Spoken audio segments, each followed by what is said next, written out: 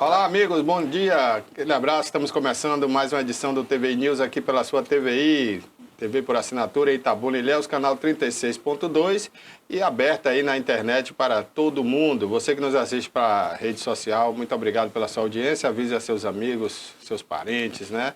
E também você pode baixar o nosso aplicativo, TVI Play. Procure na loja de aplicativos do seu celular ou da sua Smart TV, né? E pelo YouTube. Você pode assistir pelo youtube.com/TVI Oficial. Lá tem o TVI News e você pode acompanhar, tanto no YouTube quanto no Facebook. Bom dia, Caroline. Bom dia, Barbosa. Bom dia a todos que estão aí nos acompanhando. E vamos iniciar falando da previsão do tempo, Barbosa? Vamos lá. Aqui Itabuna está em 26 graus, com máxima 27 e mínima 18. Vitória da Conquista está em 19 graus, com máxima 23 e mínima 14. Ilhéus está em 27, com máxima em 27 e mínima 21 graus. É isso aí. Hoje o tempo esquentou um pouquinho em Itabuna, aqui no Alto da Comunicação, né? No bairro de Fátima, nesse momento 26 graus, como você falou aí. Bom, no programa de hoje vamos ter o Política na Veia com Rui Machado e Ricardo Bacelar. Vamos falar também sobre a Santa Casa de Itabuna, já que ontem e a semana passada falávamos aqui daquele caso, né? Das duas crianças que infelizmente não puderam nascer no Manuel Novaes, foram para a maternidade de Ilhéus e lá nasceram, mas infelizmente morreram. E não tinha o respirador aqui na Santa Casa para neonatal. Então a gente vai conversar com o provedor Francisco Valdés, que está aqui com a gente, provedor da Santa Casa, vai bater mais um papo com a gente aqui e falar sobre esse assunto, infelizmente, né, que aconteceu, essa fatalidade aí com essas crianças que nasceram, mas infelizmente não conseguiram sobreviver. Bom, a gente vai falar também aqui no programa sobre o Fórum Internacional ASG, que aconteceu em Ilhéus. O Kleber Isaac vai estar aqui daqui a pouquinho, vai falar sobre esse tema. Vamos ter os nossos correspondentes em Vitória da Conquista e Salvador. Isso mesmo, Barbosa. Além também do advogado, né?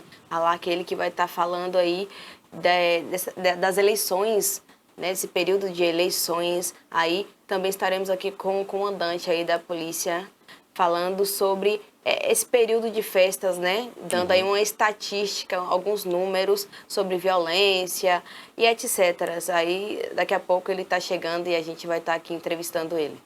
Ok, então vamos começar dando um bom dia aqui a Ricardo Bacelar e Rui Machado, que daqui a pouquinho conversam aqui sobre o Política na Veia e vai bater o papo também com o Francisco Valdés, que já está aqui com a gente. Bom dia, Ricardo. Bom dia, Barbosa. Bom dia, telespectador do canal 36.2 digital da TV Cabo.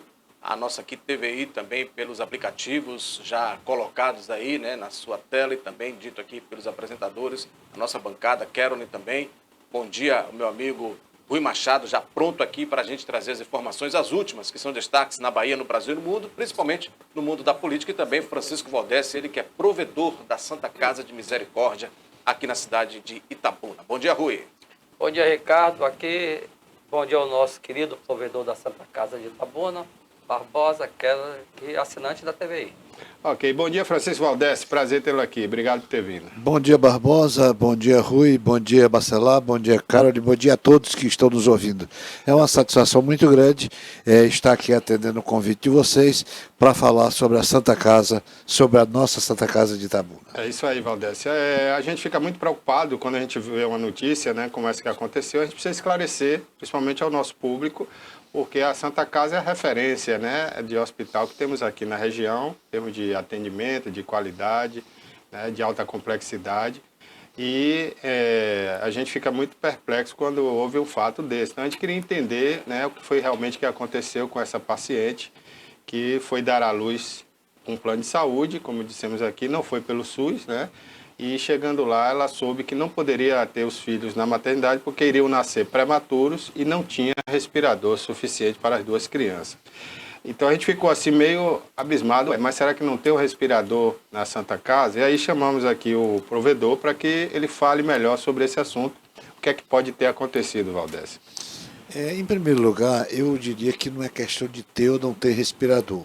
Na verdade, uma UTI não é como uma enfermaria que a gente pode botar mais uma cama, mais um berço e acrescentar. Não é como a nossa casa que a gente sempre recebe mais um, É. e sempre cabe mais um. É. A UTI é um negócio muito específico e ela já tem todo um sistema de tubulação de gases, do sistema de tubulação de energia e por aí afora. Uhum. Então, a nossa UTI neonatal comporta 21 leitos, Certo. consequentemente 21 crianças. E para esses 21 leitos, nós devemos ter, segundo a recomendação da ANS, algo em torno de 8 a 10 respiradores. Nesse momento em que essa senhora procurou o hospital, é muito provável que não houvesse vaga na UTI. Isso é que deve ter ocorrido. Por quê? Porque nós temos uma UTI com 21 leitos que atende todo o sul da Bahia e às vezes recebemos clientes até de Salvador. Então, a nossa UTI não é uma UTI de Itabuna, não é UTI de Itabuna e Ilhéus. É uma UTI que atende todos os pacientes que nos procuram do sul e extremo sul da Bahia, às vezes até de Salvador. Ô Valdécio, como é que está o atendimento pelo SUS? Olha, para nós não há diferença entre ser do SUS ou não ser do SUS. Para nós o que importa é a vida. A gente atende todos com a mesma distinção. O que acontece é que quando é um cliente particular, coisa rara, ou de plano de saúde, ele tem direito a um apartamento diferenciado. A acomodação é diferenciada. Certo. Ao invés de ficar numa enfermaria, fica num apartamento ou coisa parecida. Mas a nível de atendimento, o atendimento é o mesmo. A gente atende com o mesmo carinho, são os mesmos médicos, a mesma estrutura. A única coisa que muda é exatamente essa parte a que eu estou me referindo, a acomodação. Acomodação. Ô Valdécio, agora, nessa situação dessa criança, a melhor conduta, ou melhor dizendo, foi uma conduta correta dos médicos terem liberado a criança, sabe, a mãe da criança, sabendo que ela poderia ter um parto prematuro e essas crianças não vir a sobreviver na estrada, não conseguir chegar nem no hospital? Olha, eu não sou médico, então fica muito difícil eu fazer um comentário sobre a atitude médica. Então seria até irresponsável da minha parte fazer qualquer comentário nesse sentido.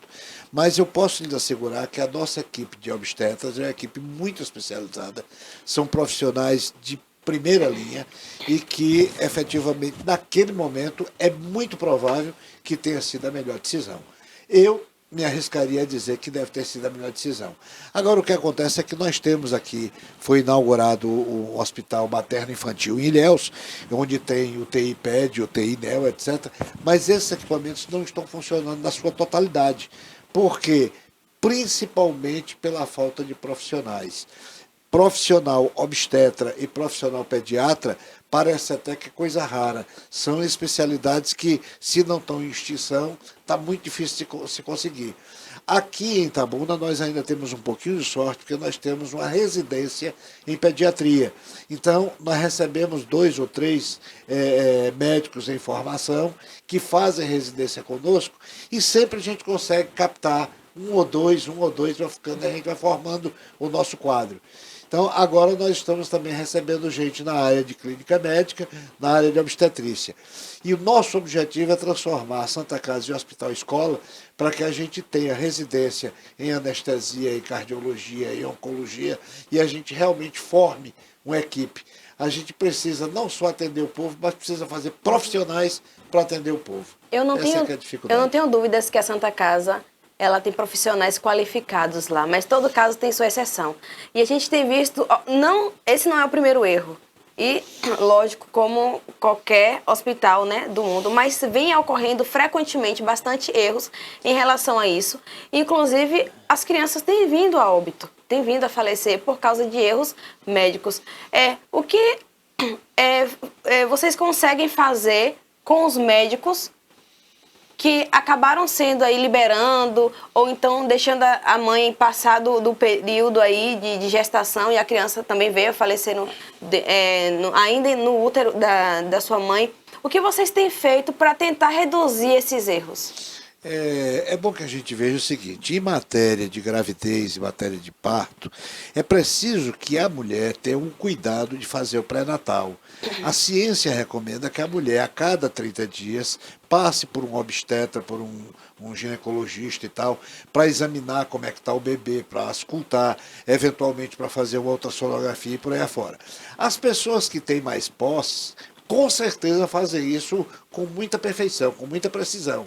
Agora, infelizmente, as pessoas com poder aquisitivo menor, mais pobre, às vezes pouco informadas, terminam não fazendo. E quando vem ao hospital, às vezes já vem no momento derradeiro, no momento final. Não raro acontece, já aconteceu no Novaes, da mulher, quando comparece, o neném já está com 2, 3 dias morto no útero da mãe. Aí o hospital não pode fazer nada. Infelizmente, aí o hospital nada pode fazer. Agora, é preciso que nós entendamos bem. UTI é um equipamento limitado. Tem um determinado número de leitos, é aquele número de leitos. Não pode botar mais um. Não dá para trazer mais uma máquina e botar na UTI. Porque tem toda uma série de equipamentos que são próprios da UTI. Tem um problema do monitor multiparâmetros para cada leito, tem um respirador para cada leito e vai por aí afora. Então você não pode botar mais uma caminha só para dizer que está na UTI. Aí faz de conta. Aí não dá para fazer. Neste caso, eu não conheço com profundidade, que eu confesso que eu não fui avisado antes disso, senão eu teria trazido até o prontuário para poder a gente discutir aqui, mas efetivamente o que deve ter ocorrido é que não tinha vaga. Eu diria que numa escala de 1 a 100, 99% é que não tinha vaga. Então não adiantava fazer de conta. A gente tem que separar bem o que é um erro médico, né, o que é uma negligência e o que é uma fatalidade, né? Ou seja, o hospital também é passivo de não ter vaga, isso é normal. Agora, Francisco Valdez, a gente estranhou muito, né, e você como um grande advogado que é a postura do médico quando ele disse para a paciente o seguinte, se nascer aqui você vai escolher quem vai viver e quem vai morrer. Dos 2 filhos que você vai ter, você vai escolher um. Acho que isso é uma coisa muito dura para uma mãe ouvir, né? Olha, como eu disse, eu desconheço o caso, eu não fui avisado antes. Eu espero que nenhum dos nossos médicos tenha dito esse tipo de coisa, porque realmente é uma forma muito grosseira. Parece até que nós estamos voltando àquela época do nazismo, que tem aquele livro que falava a escolha de Sofia, né? Então isso é muito triste. Eu não sei se isso aconteceu. Espero, sinceramente, que não tenha acontecido, porque os nossos médicos normalmente são pessoas que têm um espírito humano muito acima desse tipo de coisa. Agora, eu gostaria de fazer uma observação para vocês. Existe o erro médico e existe o erro do médico. O erro do médico é quando o médico prescreve uma coisa errada, faz uma cirurgia e ele comete o erro no ato e tal. Esse é um erro do médico. Agora, erro médico pode ser cometido por qualquer pessoa. Inclusive pelo pessoal da nutrição, quando ele não observa que tem que fornecer ao paciente comida sem sal e fornece com sal. Ou não pode fornecer comida com açúcar e fornece com açúcar.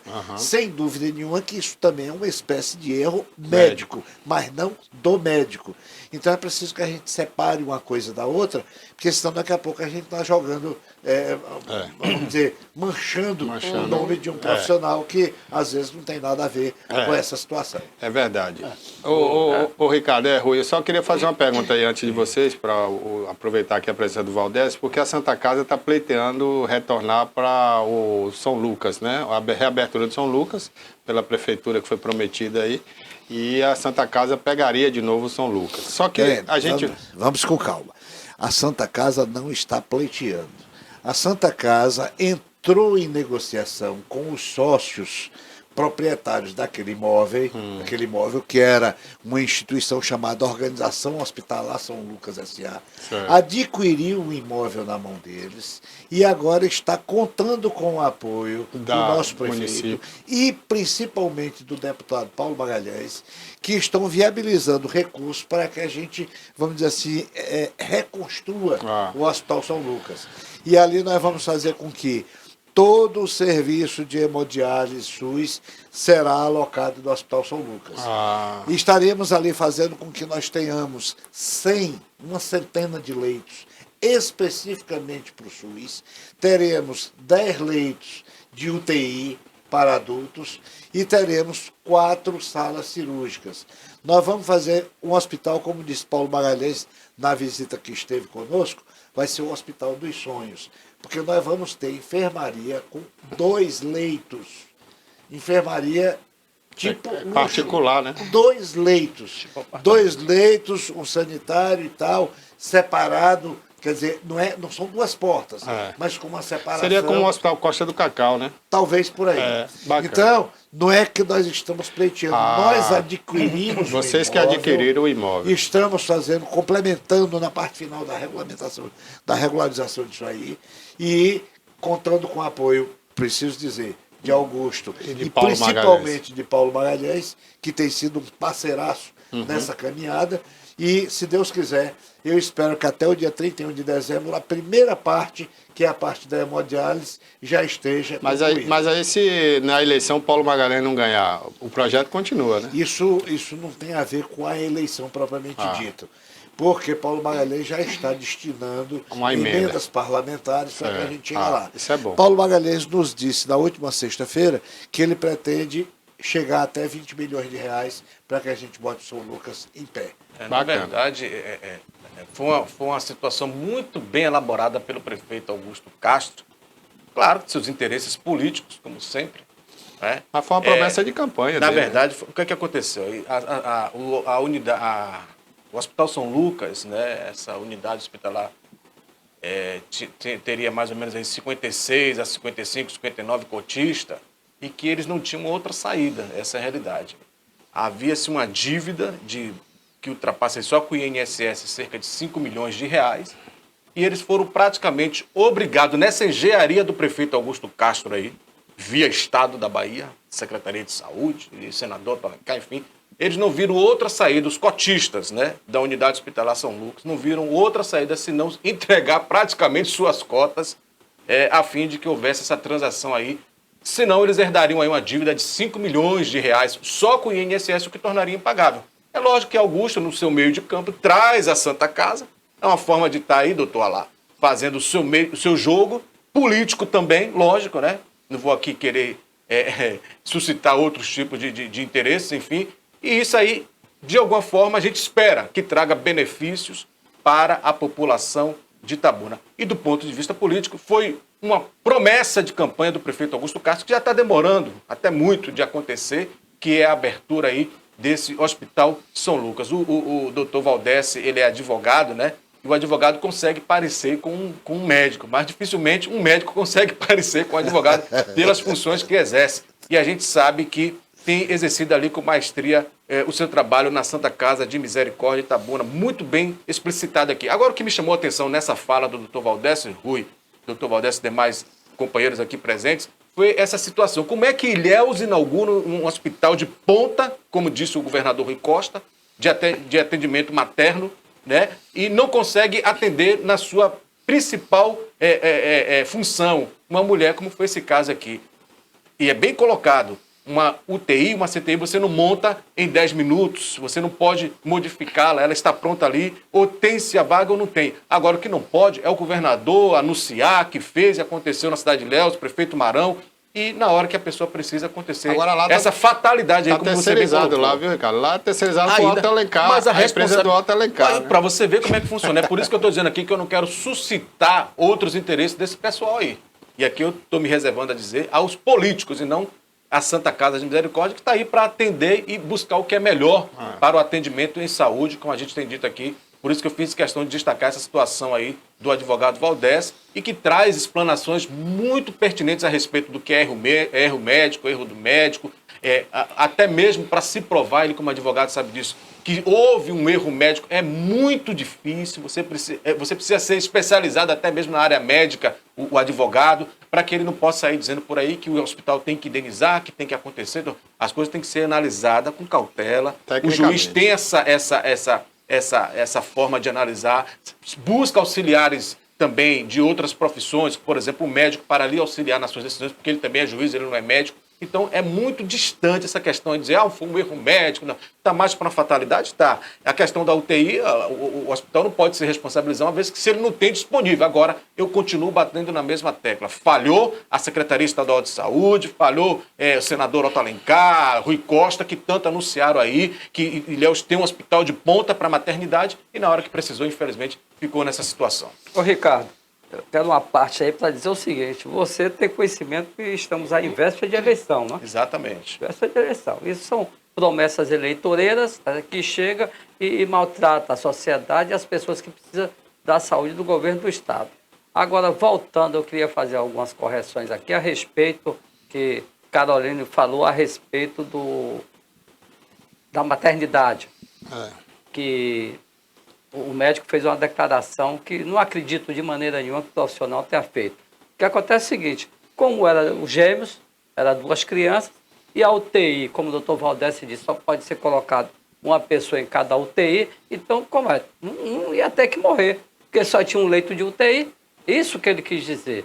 Tá? E você sabe como é, a imprensa chega e bota do jeito que quer. Não, mas aí foi uma declaração da mãe da criança, que falou que ouviu isso do médico. Da dor, do desespero, ia botar as 2 juntas, também não há. E a Santa Casa tem o seguinte, o Hospital Manuel Novaes, quando as gestantes chegam lá, que vem sem procedimento nenhum, passa 9 meses da gestação, sem nenhum médico, um ginecologista, sem nada, quando chega, é como o provedor falou, e até chamar de santo provedor, né? Porque quer milagre, parece. Então, não é com milagre.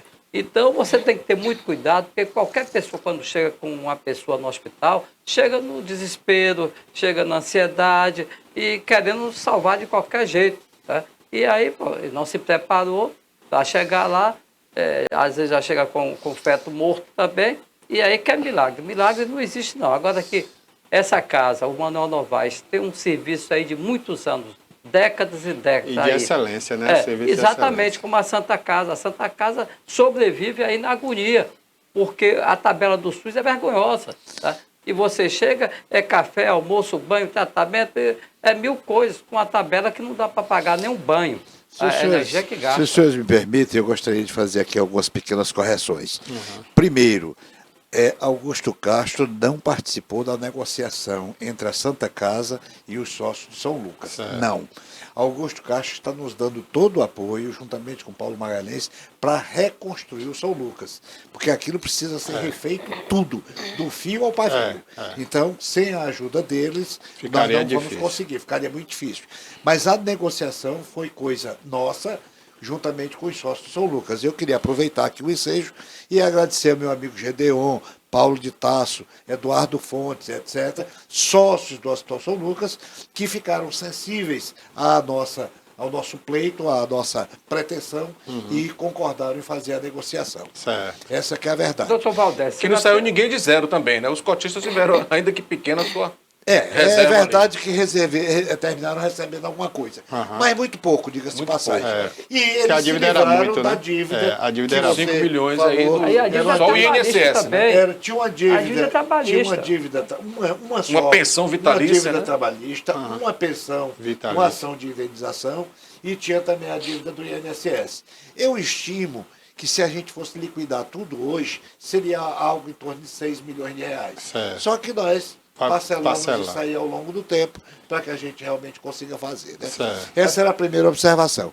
A segunda, o Hospital Materno-Infantil está sendo administrado por uma fundação do Estado da Bahia. Ah, é? Não é de Otto Alencar, não. Ah. F-Suba, F não sei o quê. Porque eu, É a eu fundação- soube que a empresa dele administra hoje quase todos os hospitais da Mas Bahia. não, esse não. Ah. Esse especificamente não. Certo. Isso é uma fundação do Estado da Bahia. Por quê? Porque o Estado não conseguiu encontrar uma solução rápida e eles queriam efetivamente inaugurar, talvez até pelo fato de estarmos na época de eleição. Mas o grande problema, o maior problema, não é o equipamento, está lá. É coisa de primeira mesmo, eu Tudo de tive lá. primeiríssima qualidade. Nisso aí o governador foi muito, muito correto nisso aí. Agora, não tem profissional. A bem da verdade, faltam profissionais pediatras, faltam profissionais obstetras e vai por aí afora. É como eu lhes disse, nós estamos aqui no fio da navalha e mesmo assim, porque nós estamos formando profissionais para trabalhar na nossa porque a Santa Casa hoje é escola também, né? Lá faz a residência, né? Não chega a ser, nós estamos pretendendo nos transformar em hospital-escola, mas nós estamos atuando, recebendo não só internos, como também residentes. Porque o curso de medicina, é de 6 anos. Os 4 primeiros anos, pelo sistema antigo, era na sala de aula. Aham. E os 2 últimos anos o aluno ficava percorrendo as diversas especialidades nos diversos hospitais. Hoje é um pouco diferente, porque o aluno já entra tomando contato com o paciente, com o hospital, com isso, com aquilo. Então, nós estamos recebendo alunos da UESC, estamos recebendo alunos da FASA, provavelmente a partir do ano que vem Da FTC. estaremos recebendo também da FTC e vai por aí afora. Isso para a parte de internato, para a parte desse treinamento inicial. Certo. Quando eles concluírem o curso e receberem o grau em ciências médicas, eles vão concorrer a vagas de residência. Certo. E aí aqueles que se sagrarem vencedores no concurso vão terminar vindo para cá. Nós temos hoje, salvo me engano, 14 residentes.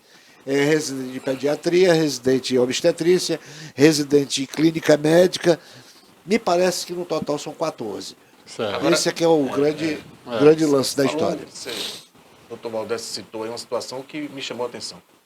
A falta de profissionais dessa área específica para atender o SUS ou a falta no mercado de trabalho mesmo? Não tem profissional. É no mercado, viu? Olha, veja bem uma coisa, o que acontece? E de repente o médico não quer mais atender Não, pelo deixa SUS. eu não explicar. O que acontece é o vantajoso pra seguinte: ele. o profissional médico, quando ele recebe o grau, ele concorda, aceita, pede, solicita e vem com os braços abertos para dar plantão. Aí ele dá plantão de 12 horas, dá plantão de 24 horas e tal, e tal, e tal. Mas na medida que ele vai ganhando nome, na medida que ele vai vamos dizer assim, especializando. se tornando um expoente naquela especialidade, ele começa a diminuir o número de plantões. Nós temos pediatras aqui na cidade e bons pediatras, eu não tenho dúvida quanto a isso. Mas que não querem mais dar plantão. É. E você não pode obrigar o exato. indivíduo a dar plantão ou não. Então, Esses profissionais estão atendendo nos seus consultórios, estão atendendo lá nas suas clínicas. Aham. E nos hospitais a gente não tem encontrado profissionais com essa disposição. Que vamos e venhamos. Dar plantão em hospital é coisa para quem tem fibra. Porque realmente é muito difícil, porque ali você vai receber a mulher que está em trabalho de parto, a mulher que está com corrimento, a mulher que está com sangramento, a mulher que está com a perda de líquido. Algumas coisas mais fáceis, outras mais difíceis. E criança, recebe menino que sofreu queimaduras. Engasgou. Menino que... Olha, nós recebemos há 1 ano, 2 anos atrás, uma criança que tinha entrado no espeto na eu lembro. cabeça dela. Eu lembro. Então, é preciso ter fibra. É. É preciso ter fibra. E E nem sempre nem a gente todos encontra. têm, Hoje como hoje, nós estamos com um déficit grande no Brasil inteiro. Brasil. Não se trata de Itabuna. Inclusive, no Brasil inteiro. o fato que levou ao PT a trazer até aqueles médicos de Cuba, né? Uma das desculpas era essa, que faltava profissional no mercado e começaram a abrir cursos novos de medicina, né? O próprio Bolsonaro aí está incentivando também, o governo Bolsonaro, aos novos médicos que não querem ir lá para a região norte. Também tem isso, né? Então o Brasil realmente passa por essa carência, né? Agora, veja bem uma coisa, eu entendo, eu já ouvi algumas coisas dos conselhos regionais de medicina, é que nós precisaríamos criar uma carreira de médico do Estado. Isso. Da mesma forma que o advogado faz o concurso para ser juiz, aí ele vai ser juiz lá numa comarca, lá No confim do mundo. no fim do mundo, aí depois ele vem, chega em Itabuna, vai em Salvador. Então era preciso que houvesse uma carreira semelhante para médico. Para médico, Onde o médico fosse lá para o confim do mundo, depois ele vinha para a cidade, depois ele vinha para outra, no final das contas ele chegaria, se fosse o caso, numa capital. Mas esse tipo de coisa não tem. E não é o programa Mais Médico que vai resolver o problema. né? Não é trazer esses profissionais de Cuba, que a gente não sabe qual a qualidade de ensino, a gente não sabe o conhecimento efetivo que eles têm, que vai resolver o problema. Porque uma coisa é você ter alguém disposto a ouvir, disposto a dar atenção, disposto a dar carinho. Isso é absolutamente necessário. E quanto a isso eu não questiono. E outra é a pessoa que tenha conhecimento. O ideal é quando a gente junta os dois. Alguém que tem esse espírito de humanidade para ouvir, para falar, para conversar, para dar atenção. E na hora de meter a mão na massa, ele sabe exatamente o que está fazendo. Isso aí é que é o ideal. mas nem sempre a gente consegue, essa que é a verdade, né? Nem sempre a gente consegue, porque há uma tendência nossa do ser humano, na medida em que a gente se especializa, a gente deixa que a vaidade toma conta. Aí a gente fica o dono do mundo e fica querendo pisar nas nuvens, né? Isso aí é que é errado, mas é próprio do nosso ser, né? É isso aí. Eu acabei invadindo seu quadro aí, Ricardo, mas fica à Imagina vontade. aqui, bons esclarecimentos. A gente sabe que toda vez que o provedor da Santa Casa, o Dr. Valdés, participa, é trazendo esclarecimentos para a população. É uma linguagem fácil, né? A gente não tem aquele provedor encastelado, mas uma pessoa de fácil entendimento no que fala. E eu acho que é o dever dele também, enquanto provedor, da porta para fora de Santa Casa, é dizer à população o que acontece, como acontece, o que pode ser apurado. É evidente que qualquer situação anormal que ocorra na Santa Casa, ele vai estar, juntamente com a sua equipe administrativa e até mesmo outras ali, apurando fato por fato. Não somente essas questões médicas, excepcionalmente, mas também todas que envolvem a Santa Casa, que é muito mais do que um simples atendimento médico, né? A Santa Casa vai além disso aí. A gente espera que continue assim, porque também é uma obrigação, um dever da Santa Casa estar prestando contas de tudo que acontece ali da porta para dentro das suas unidades. Eu gostaria, se vocês me permitirem, abordar um tema que foi iniciado pelo nosso colega Rui. O Rui falou da tabela SUS. A tabela SUS é um absurdo. A tabela SUS é uma ofensa, é uma agressão. Vejam vocês, o indivíduo está dando plantão no pronto-socorro. Chega uma pessoa com dor de cabeça, chega uma pessoa com dor no tórax, chega uma pessoa com dor no abdômen, o que for. Aquela consulta é remunerada pelo SUS por R$10. R$10. Se o caso for grave e precisar de um neurologista ou de um cardiologista, aí Você a aumenta coisa um pouquinho. muda. Passa para R$14. Nossa. Agora, Parece nós brincadeira, né? que administramos hospitais, nós não encontramos nenhum médico que se dispõe a dar um plantão de 12 horas por menos de R$1.200. E o leito, custa quanto? Peraí, estamos falando Chegou lá do não, né? atendimento do Atendimento, pronto-socorro. ainda não chegou no Então, vejam vocês, eu pago R$1.200, eu digo não sou eu que pago, eu não pago nada. A Santa Casa paga R$1.200 a um médico para que ele dê um plantão de 12 horas e esse médico vai atender com muita boa vontade, sendo muito ágil. 12 horas, tire uma para ele ir no banheiro, ou comer Descansar. e tal, etc. Fiquemos com 11 horas. Se ele atender 4 pacientes por hora, nós teremos 44. Nós já chegamos a atender aqui no Novaes, há pouco tempo atrás, 190. 190. 190. Aí a gente tem que botar 2 médicos. 190 a R$10, nós vamos ganhar R$1.900. Para Só que aí pagar tem que ser 2 médicos, 2.400. Muito bem. Aí pergunta o que fazer, como fazer. A Santa Casa tem um déficit mensal no atendimento ao SUS em torno de 4 a 5 milhões de reais. E como é que faz? Tem 2 caminhos. Caminho número 1 é a gente atender os planos de saúde, que pagam um pouco melhor, eventualmente, de caju em caju, um particular, que paga um pouco melhor, e mesmo assim ainda fica faltando um troco. O que nós precisamos fazer? O governo criou em muito boa hora, no seu orçamento, as tais emendas parlamentares. Então, cada parlamentar tem direito a um tanto de dinheiro.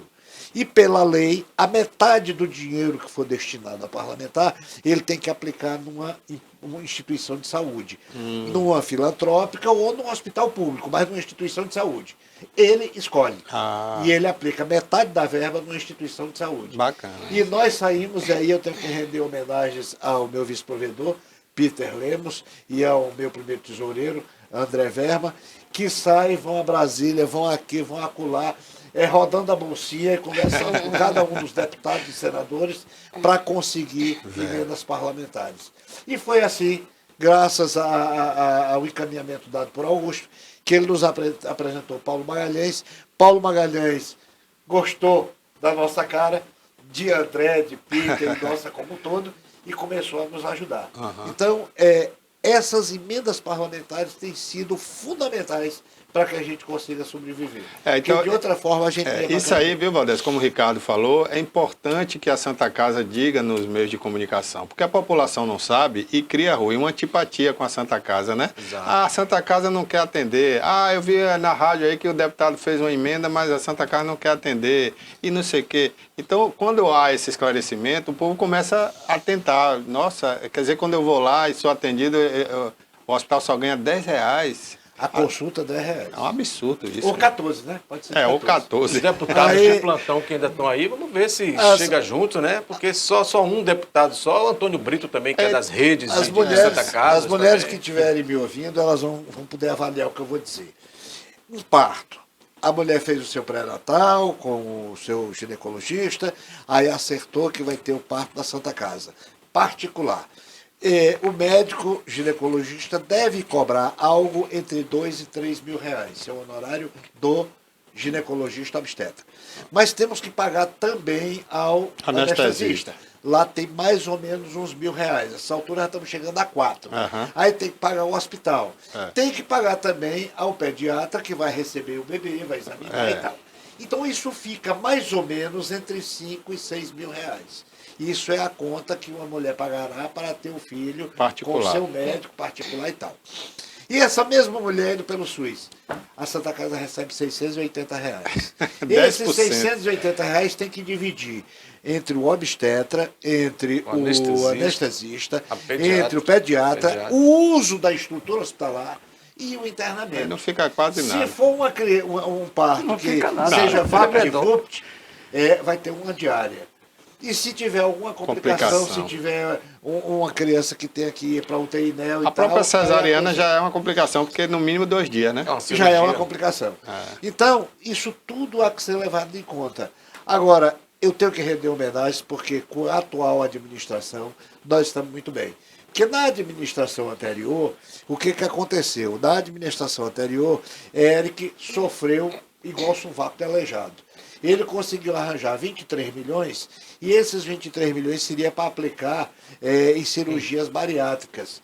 E já estava tudo mais ou menos acertado, ia dar cerca de 1.000 cirurgias bariátricas. A gente ia reduzir, zerar o problema da fila de espera dos gordinhos. Mas o senhor prefeito resolveu que Itabuna não tinha gordo. E a notícia que se tem é que ele teria, eu não vi, não estava lá, mas ele teria falado com o ministro que Itabuna só tinha 2 pessoas obesas, que era Maria Alice e Moacir Messias, e que não precisava desse dinheiro. Então ele ia aplicar noutra coisa. Resultado, Nossa. o dinheiro sumiu. Rapaz. O secretário de Saúde, não satisfeito com isso, o secretário de então, que é uma outra pessoa que também contribuiu muito para prejudicar a Santa Casa, quando o governo disse que tinha que pagar os contratos sem levar em conta as questões de quantidade e qualidade, mas da sua integralidade, ele resolveu ficar com o dinheiro. Ele só pagava pela produção. Produção essa que ficou prejudicada, por quê? Porque com a Covid, ninguém queria ir para o hospital. Você precisava morrer em casa do que ir para o hospital. Essa que é a verdade. Pois muito bem. Aí nós tivemos que entrar na justiça e conseguir uma liminar com o doutor Ulisses, que era o juiz da vara da Fazenda Pública, ainda é, da primeira vara, e o doutor Ulisses determinou que fosse feito pagamento. E estamos numa reunião lá no Ministério Público, e esse secretário de Saúde, que eu prefiro não dizer o nome, diz, nós vamos lhe pagar aquele dinheiro. Eu digo, você vai pagar porque o juiz determinou. E se você não pagar, você vai preso. Não é porque você está fazendo favor nenhum, porque você é desonesto. E esse cidadão, pelo que eu soube, disse que está exigindo uma prestação de contas, não sei o quê, está infernizando a vida de Augusto. Ô Augusto, por que você não pede aí que faça uma auditoria no tempo dele e procure ver em que foi aplicado aqueles 23 milhões? Cadê você, Augusto? Cobra dele, rapaz. Não fica aguentando encheção de saco desse cara, não. Foi o secretário municipal de saúde? O secretário municipal de saúde do governo anterior. Fernando Gomes. Quem era o secretário? Foi tanto secretário. Me lembra, dessa polêmica foi aquele secretário... Porque teve uma moça de Tapetinga, né? Depois Tinha um rapaz... Aquela era gente boa. Aham. mas foi o último? Foi o último. foi que era da Secretaria de Saúde, o rapazinho ali, esqueci o nome dele. Wilson. Wilson. Wilson é o nome do cidadão. Antes de deixar aqui, Francisco Valdez vai começar a entrar no quadro Política na Veia. Ô, Ricardo, aproveitando aí que o quadro é político mesmo. Já estamos aqui no quadro. Exatamente. Quando você falou que Itabuna, o provedor, a equipe, ir buscar deputados aqui para Itabuna, você lembra o seguinte, o deputado não vem assim na base do amor, não. Ele tem uma mercadoria que ele vem buscar em troca, que é votos. Tá? Vai dar quantos votos? Vai botar uma emenda de 15, 20 milhões. Não dá negociação. E o prefeito Augusto Castro, com a sua inteligência, já que o candidato dele a deputado federal é o deputado Paulo Magalhães, tá? E aí deve ter ajudado nesse casamento, que é uma maneira também dos irmãos da Santa Casa, da população de Itabuna, ver que o deputado está trazendo uma emenda grande, que 20 milhões é dinheiro, para colocar aqui na Santa Casa, que vai beneficiar toda a sociedade, toda a comunidade de Itabuna. Então, tem que olhar com atenção. Até eu faria aí, pediria ao provedor que convidasse até o deputado aqui, com a permissão de Barbosa, nosso diretor, para ele esclarecer aqui essa emenda. Qual é o custo da emenda para ele? Tem um custo, tudo tem um custo. É o custo político que eu estou falando. Para ele se expressar, e se vem a emenda, aí se tem condições de aumentar ou de buscar mais um parceiro, porque o deputado estadual não pode dar nada. Ele não tem nada para dar, o que tem ele puxa para ele mesmo, né? O estadual. Agora, o federal teve emenda no governo agora de Bolsonaro. Eu tive contato com um deputado federal que disse que foi o melhor presidente, porque teve mais de 100 milhões de emendas. Tá? E essas emendas escondidas aí, que foi aprovada aí, pronto, aí não tem valor. O chefe da Casa Civil, a mãe dele é suplente dele, teve 880 milhões de emendas. Quer dizer, você vê que o presidente paga caro por esse apoio do Central. Deixa eu só lhe dizer uma coisa, o deputado Paulo Magalhães nada me pediu. Na última sexta-feira, eu telefonei para ele de manhã, ele atendeu o telefone e digo, deputado, quem está falando é Francisco Valdez aqui da Santa Casa. Eu preciso que você me diga como é que eu faço para retribuir a ajuda que o senhor está nos dando. Aí ele me perguntou, você está onde? Eu digo, na Santa Casa, estou indo aí. Eu estou em Itabuna, estou indo aí. Aí ele esteve lá conosco, eu saí mostrando o hospital para ele e tal, etc. E eu confesso que eu disse para todas as pessoas que eu encontrava, eu digo, deputado Paulo Magalhães é um parceiro nosso, ele está nos ajudando, está contribuindo. E é justo isso. E ainda disse, digo, olha, os salários estão em dia, a folha médica está em dia. É muito importante. E, sem dúvida alguma, isso foi uma parcela de contribuição do deputado. Porque se é verdade que eu não posso usar a emenda para pagar salário, mas eu uso a emenda para comprar remédio e o dinheiro que eu ia comprar remédio, eu já pago paga o salário. funcionário. Quantos funcionários tem essa Então, casa hoje? hoje nós estamos com cerca de 1.800 empregados. Só tem muito total. voto, vamos devagar aí. Paulo Então- Magalhães, tudo não, devagar. Mas acontece que tem a são simpatia muitos também. candidatos e tal. Exato, dá- Mas o deputado não e me pediu não, nada. e é justo, nada. ainda- Eu é que estou mas me ainda que propondo peça, viu? ajudá-lo. Ainda que peça, eu acho que porque é o cara- justo. Se exato, você está ele ajudando... termina representando né? a Santa E Casa. outra de alguma coisa, forma. viu, Ricardo? Uma emenda, se for nesses termos que o Rui falou aí, não é uma emenda de 20 milhões e vai contribuir para um outro hospital abrir, que é o São Lucas, que vai atender milhares de pessoas, né? Não só agora, mas durante muito tempo. Eu acho que um feito desse é um Mais feito que grande. justo, mais que justo. Agora, o senhor perguntou ao deputado como é que poderia retribuir a ele, né? Rui. Essa bondade. E ele não me respondeu. Mas você é um homem inteligente. É voto, né? É voto. O político sobrevive de voto. Sobrevive de voto, ainda mais na época da eu eleição. estou querendo dizer que ele não me respondeu porque ele, em momento nenhum, me pediu nada. É. Eu foi que o convidei, ele veio, esteve na provedoria, nós saímos visitando o hospital Calixto Midland. A próxima vez que ele vier, eu vou fazer o mesmo lá no Novaes e tal, etc. Então, eu quero que todo mundo saiba que Paulo Magalhães tem sido o nosso anjo da guarda. Ele tem contribuído muito conosco. E eu não posso negar que Augusto, por sua vez, enquanto prefeito, tem cumprido fielmente tudo aquilo que tem sido Prometeu, tratado. Toda a história que ele viveu também foi o primeiro caso grave de Covid. Tá bom? Eu acho que sensibiliza E também. foi mais atendido ainda. na Santa Casa. Não, passou lá um bom tempo. não? Foi internado lá 3 meses. 45 dias. 45 Entubado, dias. inclusive. então- Aliás, eu e Depois Valdez também Augusto passou por isso. Somos você sobreviventes, também, né? Eu fiquei lá um bocado de tempo. É verdade. E quem cuidou de nós dois foi o doutor Eric Etige. Doutor Eric. Ah, é? Eric foi o Mas cara. Quando qual ninguém- foi o pai ou o filho? O filho, que foi O pai- provedor lá. O pai não é médico, o filho é Inclusive, ele ficou chateado com a TVI porque nós cobrávamos dele aqui isso que o Valdez está fazendo hoje. Vinha Quando aqui tudo falar a era situação. muito- Ele não muito vinha chato. e achava que a gente era inimigo da Santa Casa. Eu acho que não. O problema é que com a Covid, ele largou tudo. Era tudo tudo agenda muito ficou dele. novo, enfiado lá exatamente. dentro. exatamente. Eu acho que por pouco ele não perde até a família, porque ele só queria viver lá na UTI o tempo todo. Ele se dedicou de corpo e alma e salvou muita vida. Ele salvou muitas vidas. Eu acho que muitos de nós, Augusto e eu, Teve um inclusive, lance mesmo do. devemos um bocadinho para ele. Inclusive, eu disse para ele, eu admiro ele, que é um jovem que, inclusive, queria entrar na vida pública, né? E eu incentivei até, falei, realmente a Itabuna precisa de novos políticos, de novas pessoas. Mas depois ele ficou estranho com a TVI porque ele achava que não deveria vir aqui para dar essa entrevista, falar justamente o que o Valdez está falando aqui agora. A gente não queria nada mais do que isso. Porque a gente via a Santa Casa, inclusive, Valdez, eu disse aqui no outro dia, né? Como uma caixa preta, porque ninguém informava nada. A gente só sabia que o governador esteve lá, que o secretário de saúde foi lá, naquela época né, que o secretário ainda era aquele outro que hoje é deputado, né? E aí fazia aquelas reuniões fechadas lá, sim, e aí a Santa Casa vai atender o público, não vai? Vai atender o SUS, não vai? A gente não tinha informação. Olha, anualmente nós fazemos um livreto contando toda a parte da contabilidade.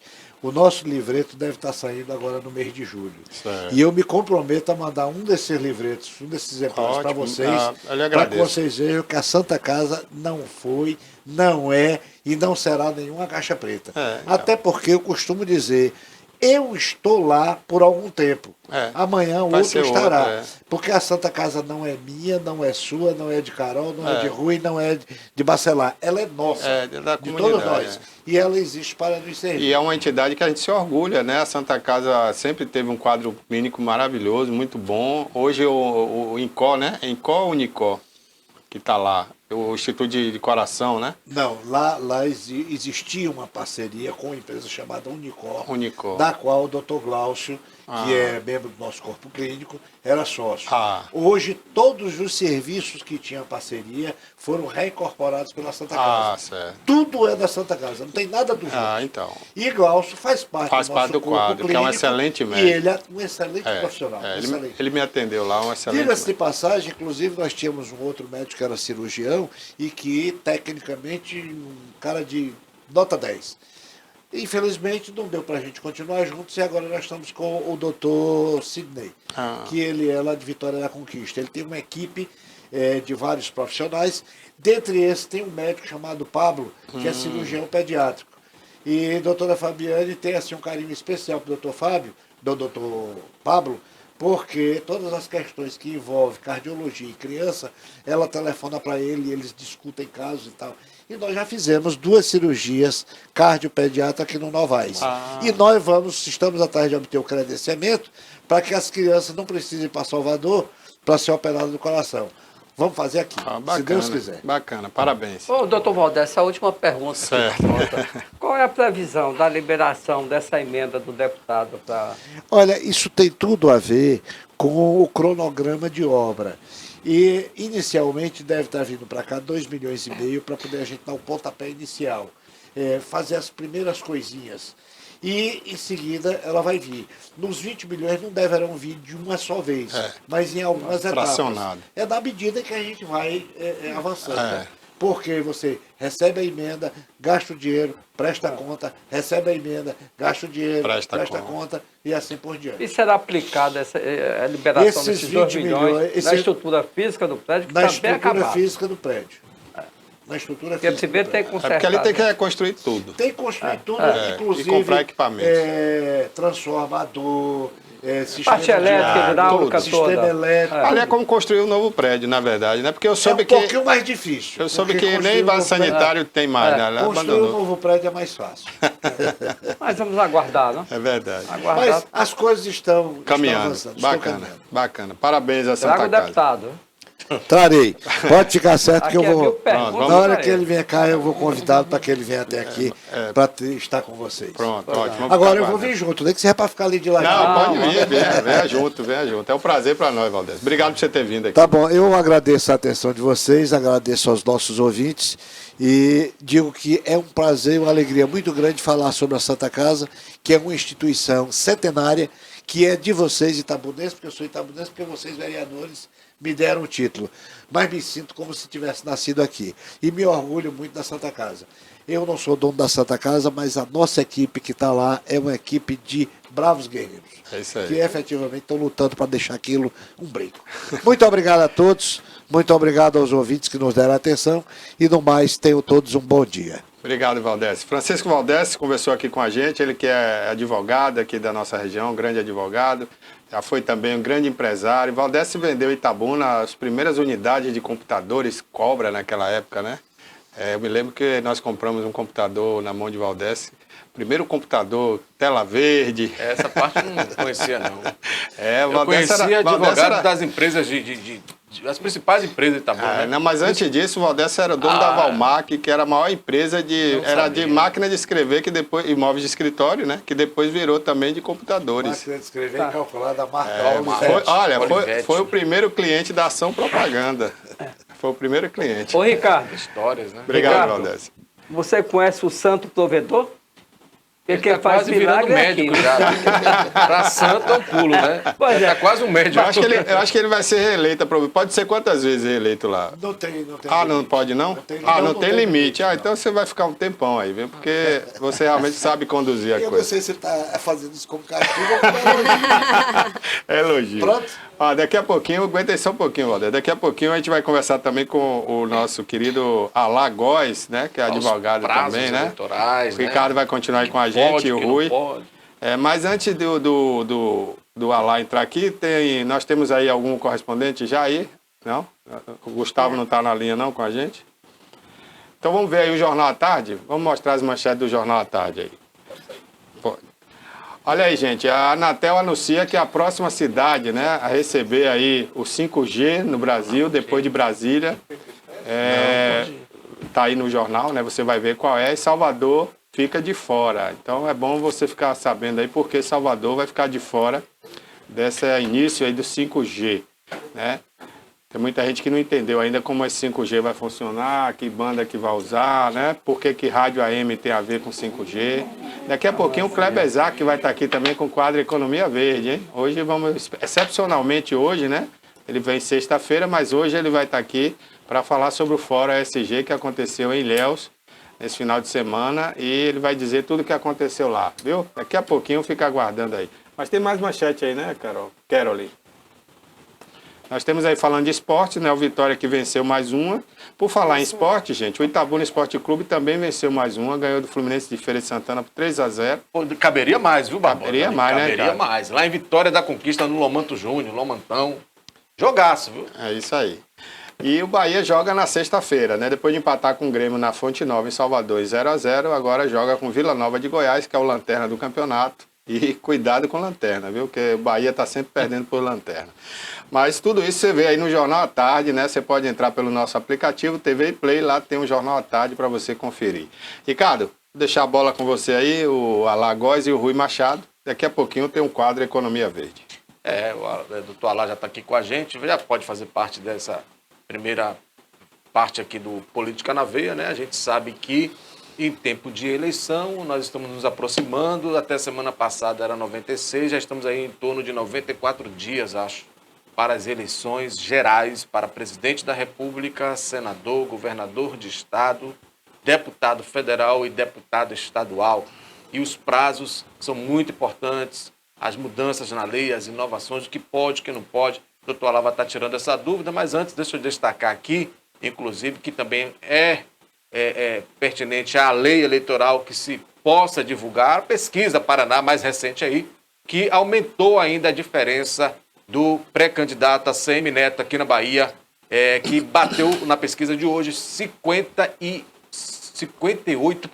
deixa eu conferir aqui, 58%, ante 15,5% do Jerônimo e o João Roma 9,9%, a pesquisa apontando aqui de hoje a Paraná pesquisa, na medida que vai se aproximando aí, doutor Alá, Rui Machado, um resultado desse, digamos, se as eleições fossem hoje, seria primeiro turno, doutor Alá.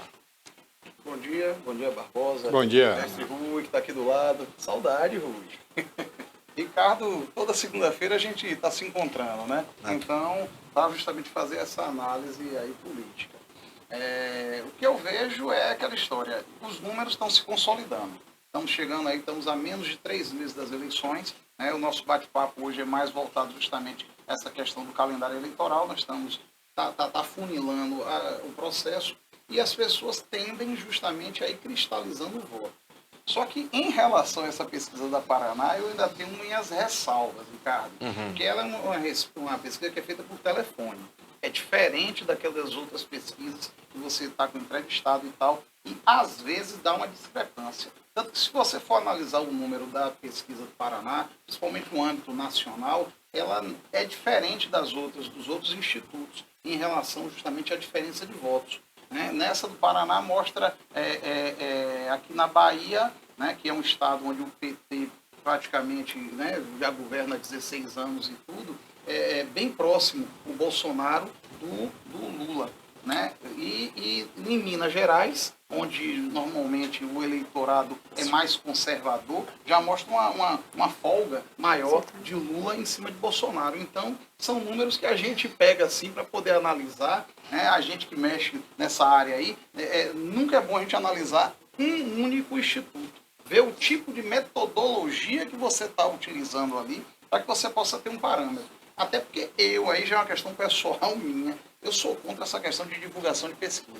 Porque, infelizmente, no nosso país, a nossa população se induz muito pela pesquisa. Eu acho que a pesquisa tem que ser feita, mas para consumo interno, para você balizar a sua campanha, para onde você vai e onde você deixa de ir. A partir do momento que você começa a publicar, tem gente que não gosta de dizer assim, não vou perder meu voto. Aí deixa de votar em alguém que acredita, alguém que seria um candidato que poderia até ter viabilidade por conta de ficar nessa história de eu vou perder meu voto. Eu acho que ninguém perde o voto. Quando você vota com sua consciência, achando que você está votando no melhor candidato, né, por aí. Mas o que a gente está vendo aí, a tendência é essa. Eu acredito, no âmbito do Estado, há um cansaço, vamos dizer assim, são 16 anos de administrações do PT, teve esse desgaste, vamos dizer assim, nacional, né? Vamos analisar e ver como é que vai ser o comportamento, principalmente da economia brasileira nesse momento aí, que eu acho que vai definir muito, principalmente nos grandes grotões aí, né? Onde o povo miserável está passando fome e necessidade, com esses auxílios aí, se vai ter algum tipo de impacto. Mas a gente está vendo que, depois das pesquisas, está Bolsonaro bem acima, o João Roma bem lá embaixo, eu não vejo crescimento ali, não vejo a campanha de João Roma ter colado na de Bolsonaro. Talvez com a televisão, que vai começar agora a partir de agosto, né? Que nós vamos começar agora nesse período que está funilando aí, pode ser que mude alguma coisa, mas no andar da carruagem, sem a criação de um fato novo ou algum desastre grande aí que o ACM Neto venha fazer, eu estou vendo os números se consolidando. Ele, nessa estratégia de não estar nem com Lula, nem com Bolsonaro, parece que está se mostrando uma estratégia acertada, né? Porque ele está pegando o voto tanto do bolsonarista como do petista e vai tocando a coisa. Pelo contrário, na notícia de hoje é agora o PT que quer um apoio por fora do União Brasil para consolidar aí os números em favor do ex-presidente Lula. Inclusive aqui na Bahia, veja só, se muitos dizem que o ACM Neto não quer se colar com ninguém para aproveitar o chamado Luloneto, a onda que favoreça a ele os votos de Lula para o ACM Neto, por outro lado agora é o PT que está se demonstrando aí interessado no União Brasil, numa composição por fora, aquela que o partido não vai se envolver diretamente na campanha, todavia poderá ajudar aí uma eventual eleição do ex-presidente Lula. Você acredita que nisso aí o PT já teria jogado essa campanha de Jerônimo para fora? Porque quando o Lula teve aqui na Bahia, o que eu achei interessante foi isso. Ele teve uma entrevista que ele deu na Rádio Metrópole, onde ele faz afagos a Semineto, e no evento na Fonte Nova, né, que foi mais restrito, ele chega e ali ele declara que é Jerônimo o candidato dele. Você acha que está tendo esse movimento? Mais ainda, o Lula disse publicamente nesses... Cadê as imagens que a gente tem do 2 de julho? Se a gente tiver, pode colocar aí. Olha o que o Lula disse. O Lula disse assim que o candidato dele é Jerônimo, tá aí a imagem do Lula com Jerônimo e com o Geraldinho aí, o vice e o governador Rui Costa, que bateu 63% de aprovação na pesquisa de hoje, já diminuiu, era mais, né? Já diminuiu, é normal o desgaste, o doutor lá colocou aí o ciclo de 16 anos do PT. Agora o Lula disse que o candidato dele é governo, é o Jerônimo, todavia vai respeitar o governador, seja de que partido for. Eu me lembro, Rui, de uma declaração dessa, quando Jussara disputava a eleição com Azevedo em Itabuna e Capitão Fábio, e o governador Jacques Wagner disse na Califórnia que a candidata dele era Jussara, mas que ele respeitaria o resultado das urnas, seja quem fosse o prefeito. Lembra disso, Rui? Lembro. Ele quis dizer o que ali? Nessas alturas, o Azevedo já estava bem na frente da Jussara, já, véspera de eleição. Ricardo, tem o seguinte, a postura do Neto, durante todo esse período aí, que ele saiu da prefeitura, muito ligado a Jacques Wagner e a Rui Costa, tá? Deixa claro que o quê? Que o Neto quer ficar no meio, em cima do muro, porque, na realidade, o Neto, ele foi deputado federal e nunca colocou uma emenda para o interior. Neto foi deputado da capital, ele foi prefeito da capital, tá? E não sei se vai ser governador só da capital, porque pelo interior ele só anda em época de eleição. Nunca deu nada, agora vem promessas. Não é que ele não mereça o governo do estado, porque ele foi o segundo melhor prefeito da capital do estado, depois do avô dele. Então nós temos certeza que como gestor, ele é um cara que sabe fazer. Agora precisa ver o que é que vai acontecer. O PT tem 16 anos aí, com a máquina na mão, aí com todos os poderes aí na mão, manipulando e levando, não é? Era bom uma mudança, não tenha dúvida. Eu, inclusive, o perfil desse pré-candidato ao governo do estado do PT, eu acho ele muito fraco. Muito fraco. Foi fraco como secretário de Educação do estado da Bahia e fraco na aparência dele, não é aquele cara assim que chega mesmo marcando a presença. Porque o Jacques Wagner, pelo menos, sabe que é um carioca, bom vivan, que chega, abraça, beija, aquele negócio. E o outro está ainda meio enferrujado, meio duro, não tem, apesar de ter sido secretário de Educação, mas não tem aquele discurso envolvente assim, que vem agregar. Essa pontuação que ele tem aí não é dele, é do PT. É o PT que está dando a ele, né? Mas vamos ver, eu acredito que na Bahia o candidato venha a ser eleito, venha a ser mesmo aí o Neto, pelo comportamento, porque Rui foi o melhor governador para o interior da Bahia, não tenha dúvida. Mas Rui não é candidato a nada. Tá? Tentou aí ser senador, né, candidato? Aí mas passou, deu no que deu. Perdeu, né? Perdeu. Não deixaram ser candidato. Não deixaram ser candidato. Ou questão de palavra que deu acordo, se é que tem palavra, tá aí, mostrou que tem e segurou. Agora eu acho que o quadro aí está quase definido, tá? Vamos ser democráticos? Tem imagens aí também de Bolsonaro em Salvador? Cadê os demais? Só vi do Lula aí, né? Os demais candidatos. E justamente sobre essa questão aí, doutor Alar, me parece que aí pronto, aí está aí também a chapa aí, só está faltando o vice, né? O João Roma, pré-candidato a governador, doutora Raíssa, pré-candidata a senadora, e o Jair Bolsonaro aí, pré-candidato à reeleição, ele que pretende lançar a sua candidatura em São Paulo. Doutora, lá abre-se os prazos aí daqui a pouco, a partir do dia 20, salvo engano, para as convenções, as chamadas convenções, que é o momento que eles homologam ali sua candidatura. O que é a convenção? Como é que funciona? Começa quando essas convenções aí? Para a gente sentir o calor mesmo da campanha propriamente dita. Vai começar a partir do dia 20, mas você sabe, você que é macaco velho de política como o Rui aqui, sabe muito bem que sempre vai se deixando para frente. Você viu aí, o PTB, que era um partido que estava até apalavrado, vamos dizer assim, com o João Roma, né? Não sei, Rui ainda está no PTB, Rui? Não. Já saiu, né? O Jean Prates, que é o presidente estadual do partido, fechou com a Semineto. O Jean tentou ser candidato ao Senado, tentou ser candidato a vice, tentou um bocado de coisa aí. Agora, o que se fala é que o João Roma é ruim de negociação. Pode ser até um técnico competente, mas de político não é bom, não. Inclusive, tem gente, né, ligado ao partido, que é o partido dele, PL, no interior do estado, que fala que João Roma marca, chega sem avisar. Então não tem nem como você preparar, não tem agenda, não tem nada, que está muito mais preocupado na eleição da mulher dele como deputada do que na própria eleição dele como governador. Então, vamos ver. Né? Vamos começar agora, a partir do dia 20 agora de julho. Já temos aí dentro do calendário a questão da proibição, né, das autoridades fazerem participarem de eventos, inaugurações, a propaganda só institucional mesmo, né? Por exemplo, essa propaganda do Covid, é possível você ainda fazer, mas uma propaganda que mostre dê vantagem a determinado candidato, já não é possível, porque pode ter a prática de abuso de poder. Nós estamos nesse período ainda da pré-campanha, porque só a partir do dia 16 de agosto, que é após justamente as convenções, que fechar tudo direitinho, que começa a campanha. Até lá, esse período todo aí que nós temos é de pré-campanha, o que já mudou algumas eleições, onde você pode, nessa eleição, ter até algum custo. Mas aí aí é onde vem aquela história, né? O que é que você pode gastar desse período agora?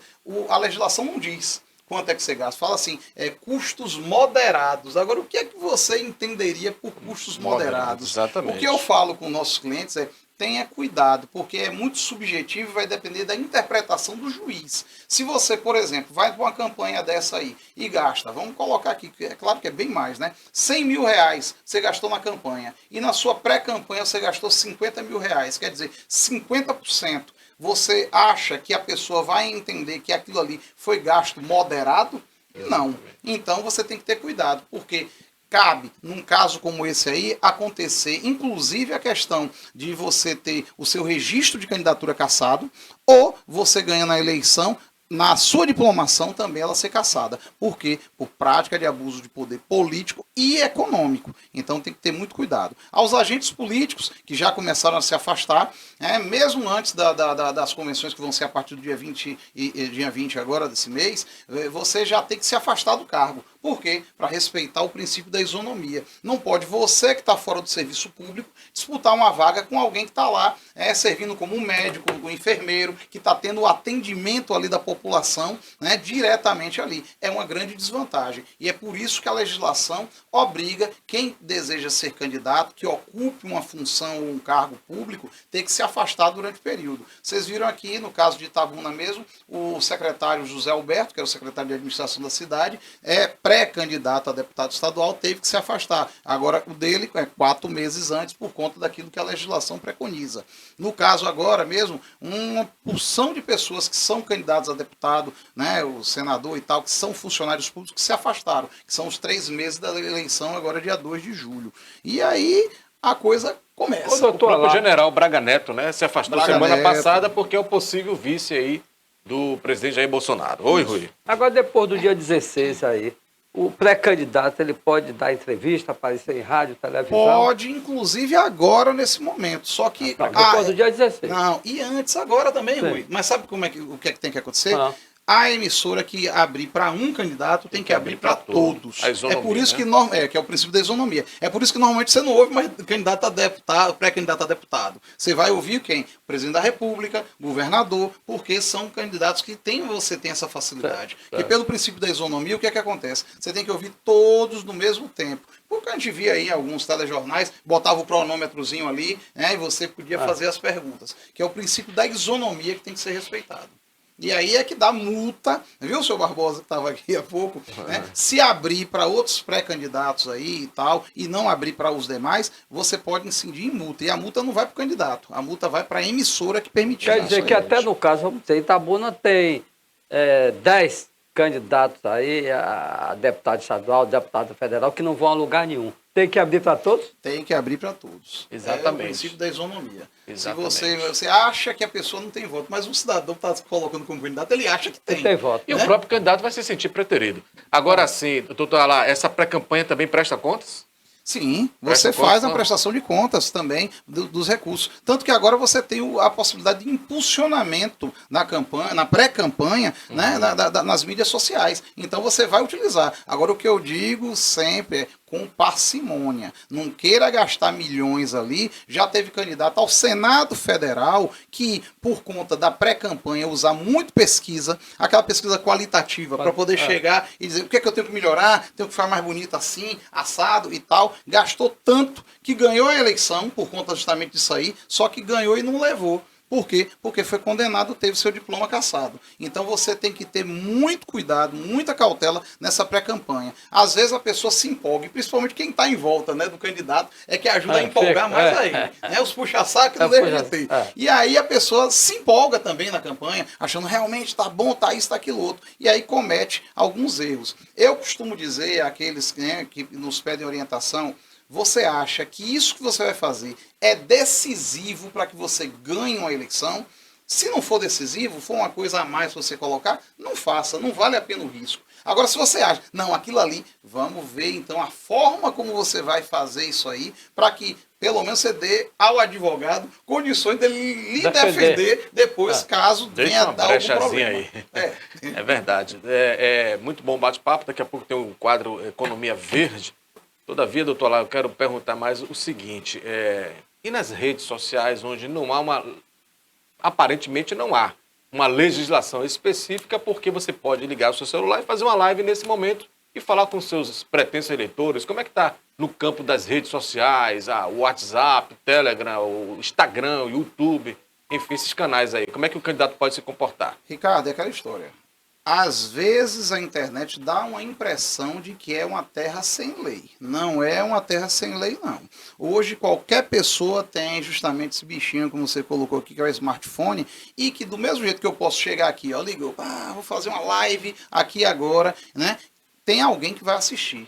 Tem alguém que vai copiar, que vai gravar aquilo ali e que vai representar contra você, mostrando caso você venha. Nesse momento agora, todo mundo sabe, é pré-campanha. Ninguém pode dizer, sou candidato a governador. A legislação não permite. Vote em mim, também não pode, a legislação não permite. Se a pessoa aproveita uma live, aproveita um momento como esse aí e faz uma questão dessa de pedido explícito de voto, está descumprindo a legislação, poderá tomar uma multa eleitoral e fica no barato se tomar só a multa eleitoral. Porque isso aí poderá incingir justamente prática de abuso de poder político, usando através do quê? Dos meios de comunicação. É por isso que você tem que ter muita cautela na utilização. Isso aqui é um bichinho que chegou para ficar e que causa, né, aquela impressão até de que minha campanha tá bem, porque eu tô bem na rede social, tô com muitos seguidores, tá isso e aquilo outro. E eleição, tá aqui Rui Machado, ex-vereador, tá aqui você também, ex-vereador, né? Rui chegou a ser presidente da Câmara de Vereadores de Itabuna, sabe? Eleição é pé no chão, é caminhar, é conversar, é convencer. A internet ajuda, mas não gaste todo o seu tempo em mídia social achando que você está bem, que está passando a mensagem para todo o seu eleitorado. Você vai atingir parte do seu eleitorado com isso. E as pesquisas qualitativas estão aí justamente para poder comprovar isso. Não é porque Bolsonaro, na eleição passada, que tomou a facada, fez a campanha toda através de rede social, deitado numa cama no hospital, que o raio vai cair duas vezes, ou aquela experiência de Bolsonaro vai servir para todo e qualquer tipo de campanha.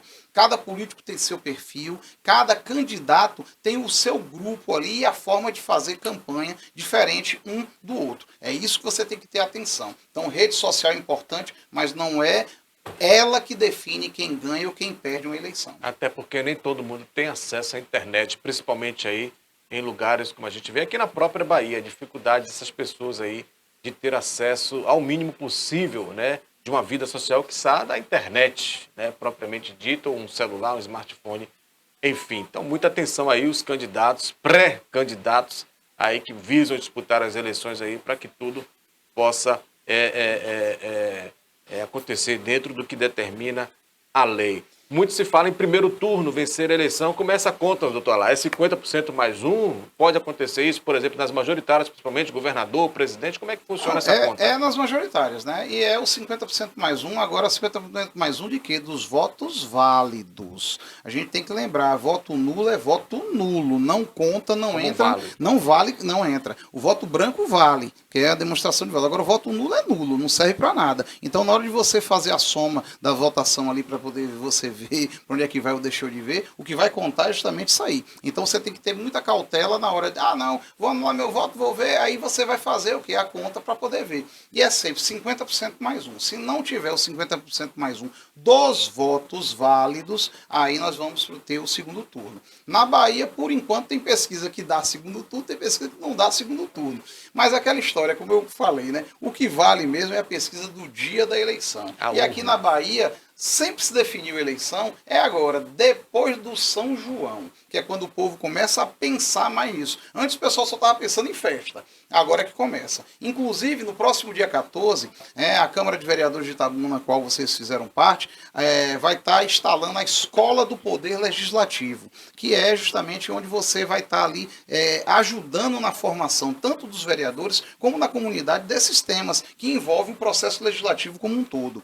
E nessa inauguração, nós vamos estar trazendo aqui o juiz do TRE da Bahia, que equivale ao desembargador, que é quem vai julgar justamente esse pedido de registro, né, as falhas, impugnações, o que houver na campanha, que é o doutor Batista Júnior. Ele vai estar presente aí, é uma grande oportunidade, é um evento gratuito, vai acontecer a partir das 16 horas, 14 de julho, dia da queda da Bastilha, é uma quinta-feira, é a próxima dessa quinta-feira que vem agora, a 8, é uma grande oportunidade de você que é pré-candidato, ou você que é curioso na área política, você que é advogado, que está querendo, né, militar também nessa área aí, poder ouvir de quem vai julgar todos esses processos. Tudo isso aí, uma impugnação, essa questão de registro mesmo, que teve um bafafá na Itabuna, da cota de gênero, como é que funciona, como deixa de funcionar, se isso realmente tem um condão de modificar até o resultado das eleições e quem vai ou não para a Câmara de Vereadores ou para a Câmara, né, nessa eleição agora que é estadual e federal, né,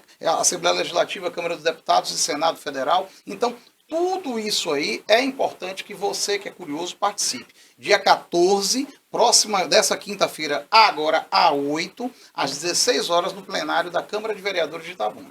Aí uma oportunidade ímpar, né? Vamos aproveitar. E você que é advogado, você que é da imprensa também, muito importante participar. Você que é cidadão e quer aprender um pouco mais sobre o processo legislativo, é muito importante participar desse evento aí, principalmente com a presença aí do TRE, na pessoa do seu presidente, né? O presidente do TRE. Não, na verdade não é o presidente, é um dos juízes que vão julgar, que é o Batista Júnior, não é isso? Isso. É isso Batista mesmo? Júnior. Tá certo, então, tá feito o convite. Rui Machado, mais alguma pergunta? Não, agradecer a Satisfeito? presença aí do nosso doutor aí, como sempre dando uma aula, né? E espero que ele volte aí para a gente conversar outros assuntos políticos. ter que eu bom. sei que A ele partir de gosta. agora começa, né? E é bom bater papo, com gente inteligente assim como você, como o Rui, né? Barbosinha, a equipe aqui da TVI. Eu fico feliz de poder estar aqui pela primeira vez nesse formato, né? Na TVI News, uma iniciativa que a gente tem que parabenizar Barbosa pela coragem, porque, meu amigo, investir em comunicação já é um troço complicado, e comunicação no interior da Bahia, que é um estado do Nordeste.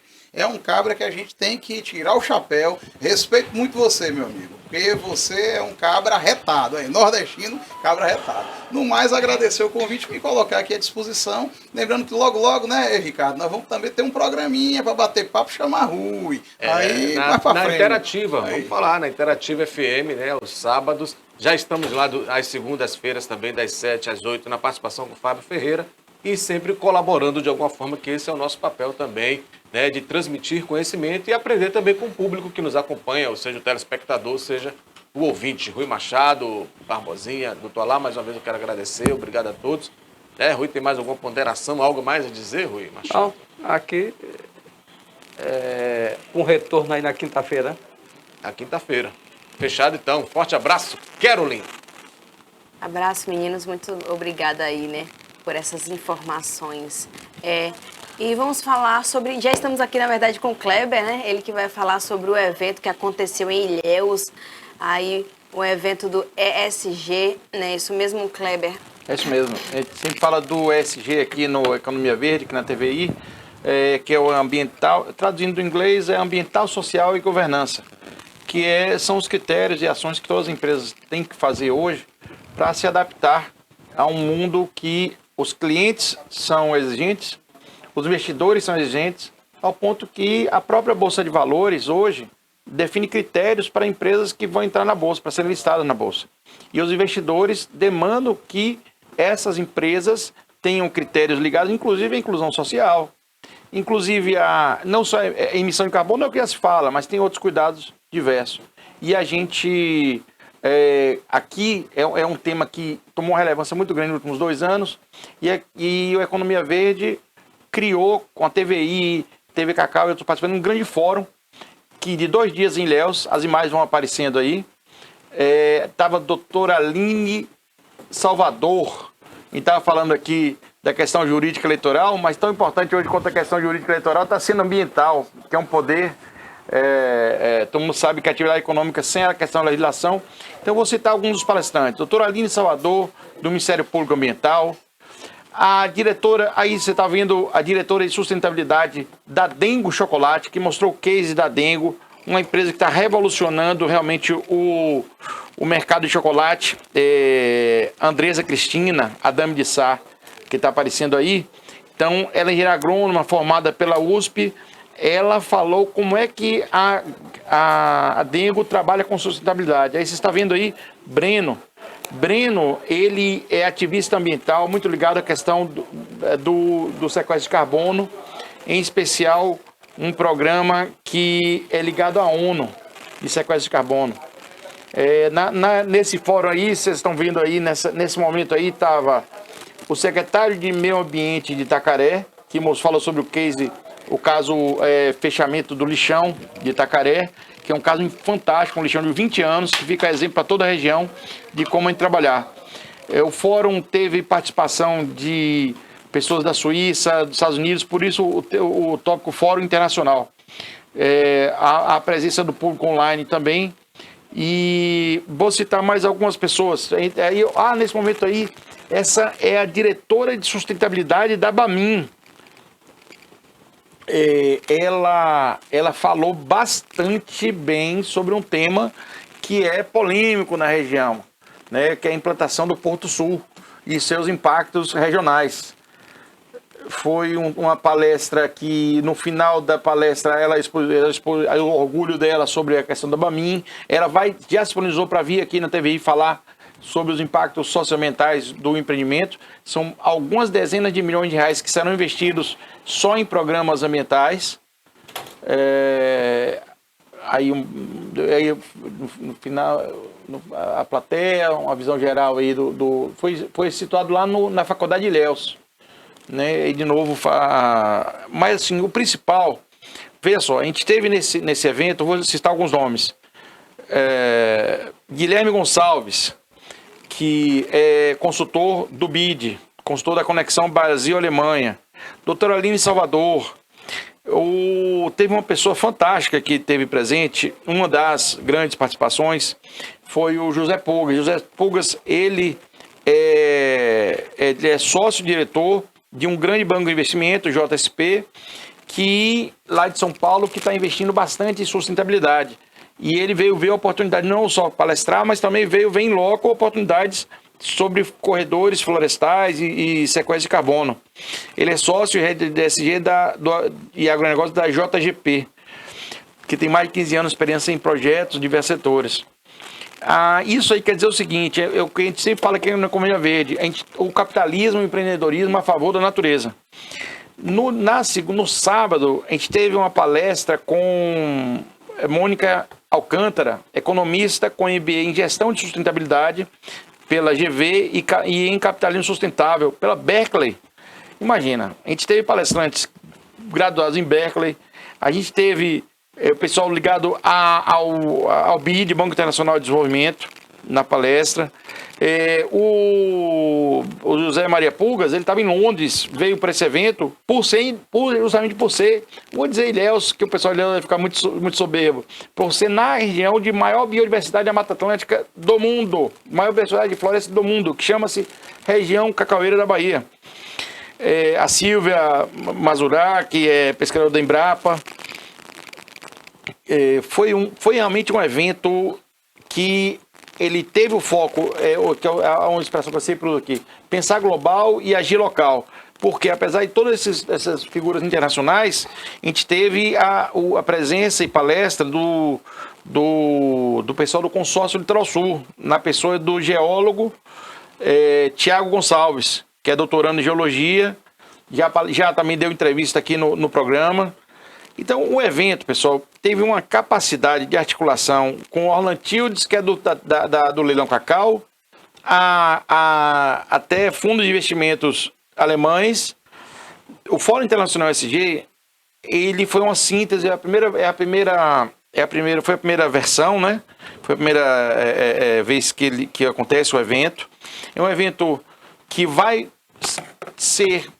ter uma carta do Fórum de Ilhéus, e ele vai ter um grupo de trabalho dentre os palestrantes para as questões que foram abordadas. Entre eles, eu destacaria muito a questão do Porto Sul, na figura da Bamin, que vai vir falar sobre esse tema aqui. Socorro Mendonça fez uma abordagem segura sobre a Bamin. Ela, que tem bastante argumentos, já acompanha o projeto pelo menos desde 2009, já são mais de 10 anos. Então, esses temas, essa relevância, a questão do cacau, foi discutida a questão da BAMIM, questão da cadeia produtiva do cacau, com investidores querendo abrir crédito para cacau. A questão do drawback, que a gente já tratou aqui até com o coordenador da bancada parlamentar do cacau, o Félix Mendonça, uma vez. A questão do setor de serviços. Poxa, foram tantos palestrantes importantes que eu estou com medo até de me passar. E exaltar também os patrocinadores. A SSN Incorporações, com certeza, se não é a maior, é uma das duas maiores incorporadoras de Ilhéus, foi patrocinadora. A Vatim foi patrocinadora. Tô fazendo pesca, não costumo pescar não, viu? Eu pescava muito na escola. Aqui no programa eu falo fluentemente, mas que eu não tô querendo ser injusto com nenhum dos patrocinadores. Vou até lembrar aqui, vou pegar uma listinha aqui. Às vezes a gente acaba se passando. SSN, não. E o cara vai, patrocina um evento na sua primeira versão. E você esquece o nome dele. Esquece o nome dele, o cara, pro segundo já não bota dinheiro. Já não bota a Faculdade de Ilhéus. Né? A Faculdade de Ilhéus teve um auditório fantástico para mais de 200 pessoas e deu um aporte muito legal. O Canabrava, eu nem lembrava mais do Canabrava. O Canabrava deu suporte para todos os palestrantes, tá? E saíram encantados. A Prefeitura de Ilhéus, a produção foi da P2 Eventos, Priscila, parabéns. A TV Cacau, o Grupo à Tarde deu um apoio de mídia, foi muito legal, com a TVI. Então, assim, o que quer dizer um fórum desse? Né? O Diego, o Badaró, e o Eduardo Passinho, o Eduardo é residente em Nyon, na Suíça, então teve gente que veio de Londres, tem gente que veio da Suíça falar. Ele é especialista em exportação de commodities, né? Cacau, ouro, petróleo. E o que acontece?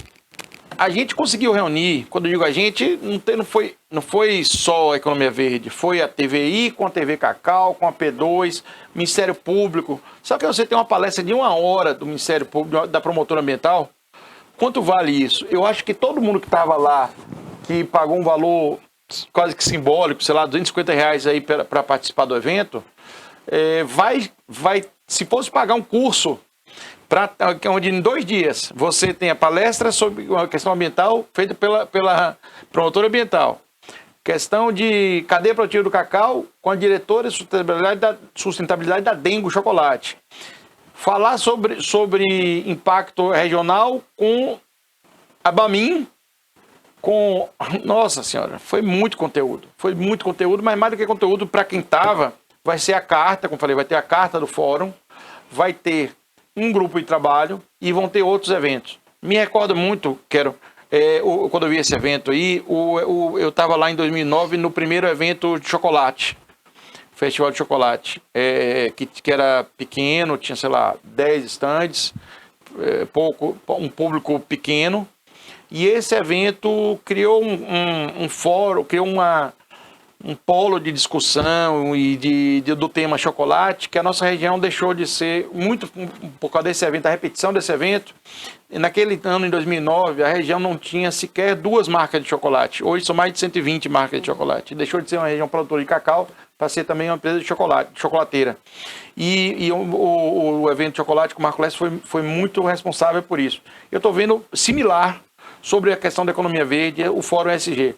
Vão ter outras versões, vão ter outros formatos mais específicos, um falando sobre saneamento, outro falando sobre investimentos de bancos, de investimento nessa área, sequência de carbono, etc. Mas a gente vai começar um polo, é o que eu sempre falo, a TVI se propõe a ser realmente um polo de ESG, de propagação do conceito ESG, volto a falar ambiental, social, governança, na região, para que a gente tenha...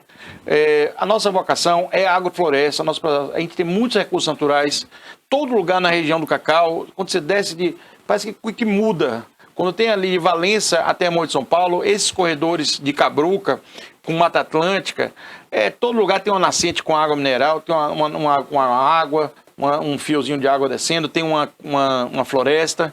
E a gente não pode ter um tipo de indústria normal, não pode ter um polo petroquímico aqui na região. Tem que trabalhar realmente preservando e exaltando a natureza. Com certeza. E você falou aí, né, da questão do custo, né? Você fala do network que você faz de um ambiente desse. Então, realmente, você não gasta, você investe em si mesmo, né? E você aprender, principalmente as pessoas que moram aqui, né? Verdade. Não tem noção. Pode trazer para cá, Rafa, por favor? As pessoas que moram aqui não têm noção da riqueza que é a nossa região aqui, essa região cacaueira. Então, a importância de trazer eventos desse porte com pessoas de renome, inclusive internacionalmente, para que as pessoas consigam entender, e também a importância de se fazer o comércio, de se fazer negócio inteligente, né? Para não degradar o solo, mais ainda o ambiente, porque a gente vive nele. Então, se a gente destruir, automaticamente a gente está nos destruindo juntos. Então, e a importância também de se fazer mentes, né, pensantes no sentido de investimento inteligente, até para as pessoas entenderem a importância de não depender de um governo, de não depender de uma fatia que o governo vai dar todo mês para você. Uma migalha. Isso, você tendo noção que você pode ter o seu próprio negócio. E não é... Claro que tem suas dificuldades. Nada é fácil na vida, né, Kleber? Com certeza. Se a gente quiser facilidade, a gente vai ficar em casa realmente só dormindo e comendo, apenas. Mas a gente tem que levantar realmente da cama, colocar nossos projetos no papel e ir lá e dizer, não, eu vou conseguir, eu vou fazer. E tentar dar as caras, e a gente tem aí perto da gente aqui, né?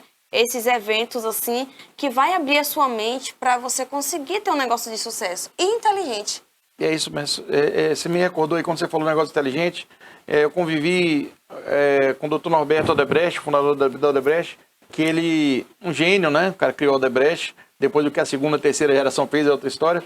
Ele já com 80 anos, ele falava, eu não chamo de ecoturismo, nem de turismo da natureza, chamo de turismo inteligente. Que é o turismo porque o turismo inteligente é aquele turismo que a pessoa quer saber sobre a cultura local, quer preservada, quer ver que a população local está com boa qualidade de vida, quer ver, e claro também os animais e a flora e a fauna. Então, você foi muito feliz nessa colocação do termo inteligente. A economia inteligente, ou a economia verde, poderia ser chamada de economia inteligente, que é uma economia sustentável que vai ser perpétua. E você foi muito feliz também, quando você falou de network. Nossa Senhora, você ter na Faculdade de Ilhéus, num evento que foi feito para ser pequeno mesmo, um evento para 100 pessoas, você está no coffee break, está tomando um cafezinho no intervalo e poder falar com um fundo de investimento, com o gestor de um fundo de investimento que tem 38 bilhões de reais. Não é M de Maria, não. B. O Zé Maria Pulgas, ele é gestor de um fundo de 38 bilhões de reais. Ele saiu de Londres, Ele falou, eu recebo 10 propostas de palestras por mês. Eu escolhi essa aqui, porque a sua região é a região de maior biodiversidade do planeta, e eu quero entender o que está acontecendo aqui. Quero ver como a gente pode investir com sequestro de carbono, investir com corredores ecológicos, investir com ecoturismo. E você que não foi para esse evento, que sinta lhe informar que você perdeu essas oportunidades. Estou falando de José Maria Público, mas podia falar também do Guilherme, que é consultor do BID e do Fundo Brasil Alemanha, que fechou lá o lixão de Itacaré. Podia estar falando do pessoal da Ecoleve de Ilhéus, podia estar falando do Marco Lued, da Secretaria de Meio Ambiente, pessoal do turismo. Nossa, você podia chegar lá, a área que você fosse, se você fosse estudante de direito ou profissional de direito, você ia ter a oportunidade. Estudante de administração, estudante de turismo, estudante de engenharia florestal. Mas vou dar uma boa notícia. Esse foi só o primeiro. Esse foi só o primeiro e a TVI... Fez tanto sucesso. Foi muito sucesso. Um sucesso de crítica e de público. O pessoal da Bamin, você tem a mesma... Até para tirar curiosidade. Você lembra que outro dia estava aqui no Economia Verde com o Socorro Mendonça? E aí a gente falando, o pessoal da Bamin não dá informação e tal. Eu estava com a diretora de sustentabilidade, primeiro escalão da Bamin lá para conversar.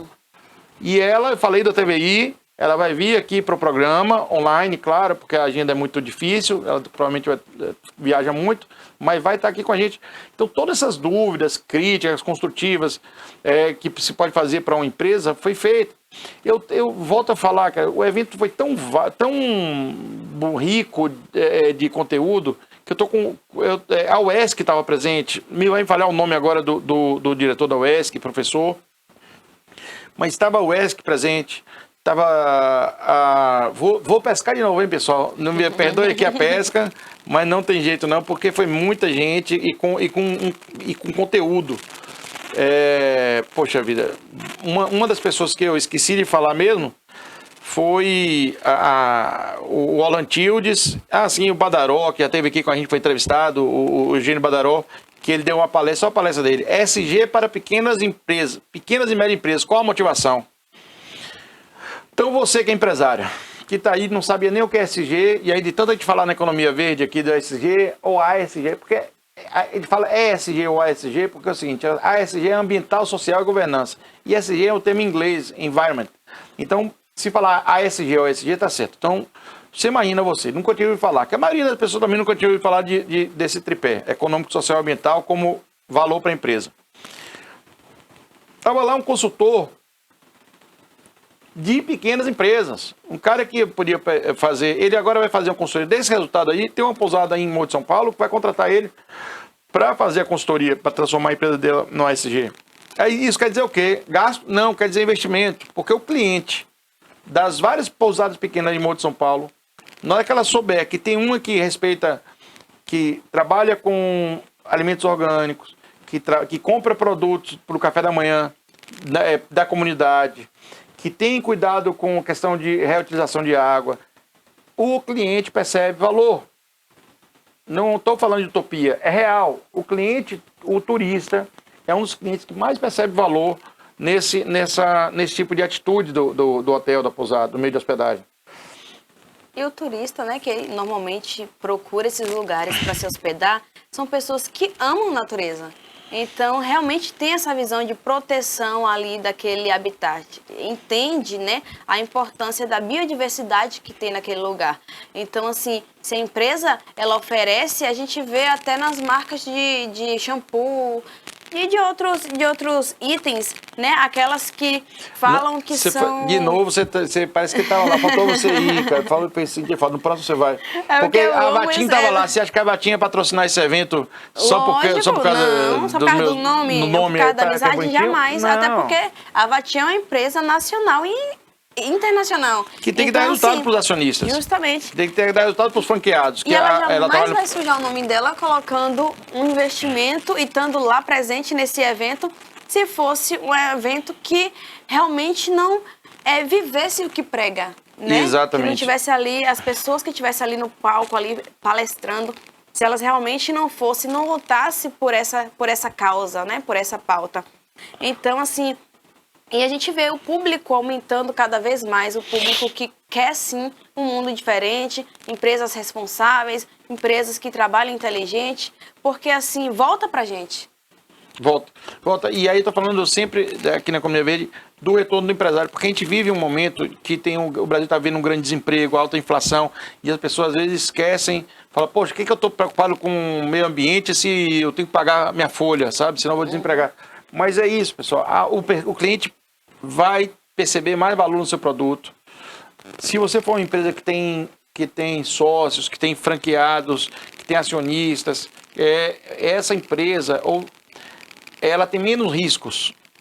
Tem menos risco de levar uma multa, tem menos risco. A empresa que cuida da governança socioambiental, ela tem menos risco de levar uma multa, de às vezes até ser fechada. Tem uma série de atributos e valores que uma empresa que cuida da questão social governamental. E lembrar que quando a gente fala ESG, eu falo muito do meio ambiente, que é meu viés, foi minha escola, minha entrada nesse mundo ESG há 20 anos atrás, a questão florestal, né, de ecoturismo, mas a ESG engloba uma grande pauta, que a sua geração fala muito, que é a questão das minorias, da ideologia de gênero, porque quando você fala no S do social, está a questão da inclusão. Então, inclusão mulheres, negros, LGBT, que mais, né? Aliás, tem um amigo que fala assim, toda hora aumenta uma letrinha, LGBTQ. Por que não fala assim, chamar de TMH? Que é tudo menos hétero. Fica mais fácil. Então, assim, a inclusão social é um fator relevante nesse dia. Quando a gente fala assim, a gente está falando de inclusão das minorias, está falando de respeito à mulher, está falando não é só do passarinho cantando, não. Está falando de gente. E isso é um tema que é tão relevante que você vê que quando tem o mês aí do mês de junho, né, que é um mês que é tratada essa questão da inclusão, você vê as grandes multinacionais botando a marca do arco-íris, porque não são só as pessoas da comunidade LGBT que valorizam. Ninguém quer comprar de uma empresa que tem postura homofóbica, que tem uma postura de preconceito, tem uma postura discriminatória. É isso aí, eu acho que a gente tem que falar agora da pauta do próximo programa. Como é que a gente está de tempo? A gente tem ainda aí 20 minutos. Hoje, sem te falar de ESG, então a gente tem agora um desafio, que é pegar tudo que foi discutido. Eu falei bastante, já está empolgado com o que já aconteceu, agora os próximos passos. A gente tem que pegar essas pautas que foram debatidas, que eu vou falar 3 grandes vetores. O econômico, a gente tem que entender o que a Bamin tem a somar para a nossa região, que não só o econômico. A econômica a gente já sabe, mas deixar mais claro, porque teve um debate muito, até, não vou dizer acalorado não, mas muito técnico e muito racional entre a diretora da Bamin e a Socorro Mendonça. E a gente tem que trazer agora a Bamin para estar mais próximo da região, se comunicar mais com a gente, para todo mundo entender. Na questão social, eu diria que um ponto muito relevante é a questão do crédito para cacau. Vários cacaucultores que estavam no evento falando que os preços do cacau atualmente não estão está se trocando dinheiro, não se consegue, e com isso está tendo desemprego novamente na área rural. Então a região do cacau precisa de crédito, precisa de recursos para o impacto não ser negativo. A questão dos lixões, também replicar o que aconteceu em Itacaré. E o que aconteceu, quando eu falo Itacaré, toda hora mais, mas Itabuna, Itacaré, Itajuípe, tem um outro município que eu não me recordo agora, Buerarema. Esses 4 municípios já fecharam seus lixões. Quando a gente fala lixão, volta a falar, não é só o passarinho que fica alegre, não é só tirar o urubu, acabar com o urubu, o rato, é a questão social, as pessoas que trabalham lá e a questão de saúde pública. Esses 4 lixões são um exemplo para os 40 ou 50 da região cacaueira. E tem que replicar isso. Então essa pauta, tudo que foi debatido lá, tudo que foi demonstrado como caso, tudo que foi demonstrado como valor, os investidores que querem aportar na região, tem que dar uma continuidade para que isso tenha resultados práticos. Para a gente não ficar só na elucubração, no campo das ideias. E na academia, você que é mais jovem aí, a meninada aí, é atenta a esse tema? Sim, assim, a gente percebe que tem uma busca maior hoje em dia, cada vez maior, né? E você falou uma coisa interessante aí das minorias, né? Inclusive, a sigla, teve uma alteração na sigla, né? Eu vou falar, fiz uma pesca aqui igual o Kleber. Pode trazer para cá, Rafa, pra gente? Depois a gente volta aí. A sigla, ela teve uma alteração, né? É LGBTQIAP+. Inclusive, dia 28 foi o Dia Internacional do Orgulho LGBT. Então, para vocês aí, não sei se é parabéns que a gente fala, né? Para quem presidia, mas espero que as coisas melhorem, né? Em 2022, as pessoas abram mais a mente e deixem as pessoas serem o que elas quiserem ser. Então, mas aí a gente volta no assunto dessa importância de ter esse cuidado com as minorias, né? Porque essas pessoas, elas se sentem realmente excluídas.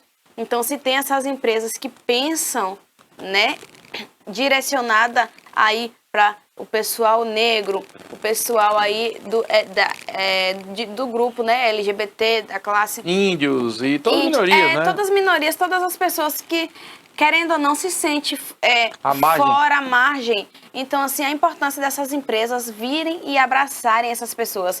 E a gente percebe, principalmente na questão mais jovem, assim, a galera tem buscado, igual eu falei, eu posso falar até por mim mesma, eu procuro produtos que tenham responsabilidade, né, com o meio ambiente.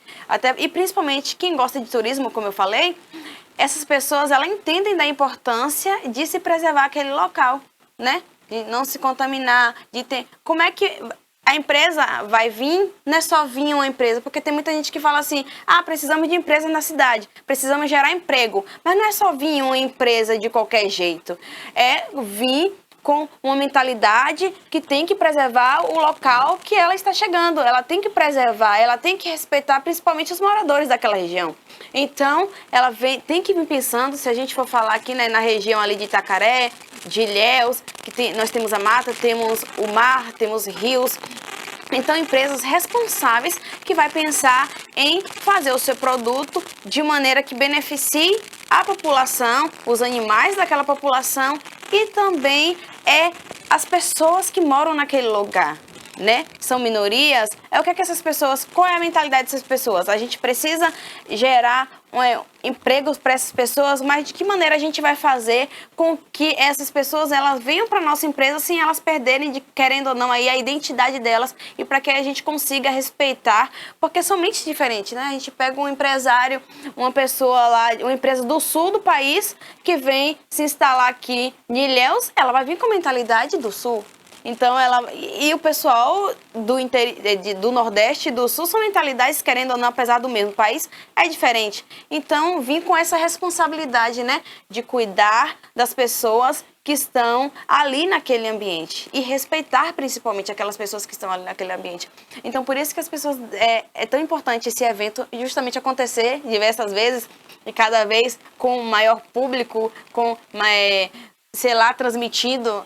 Foi transmitido pela internet? Foi, como eu falei, esse evento... Sabe aquele filme que é sucesso de crítica, mas não é sucesso de público?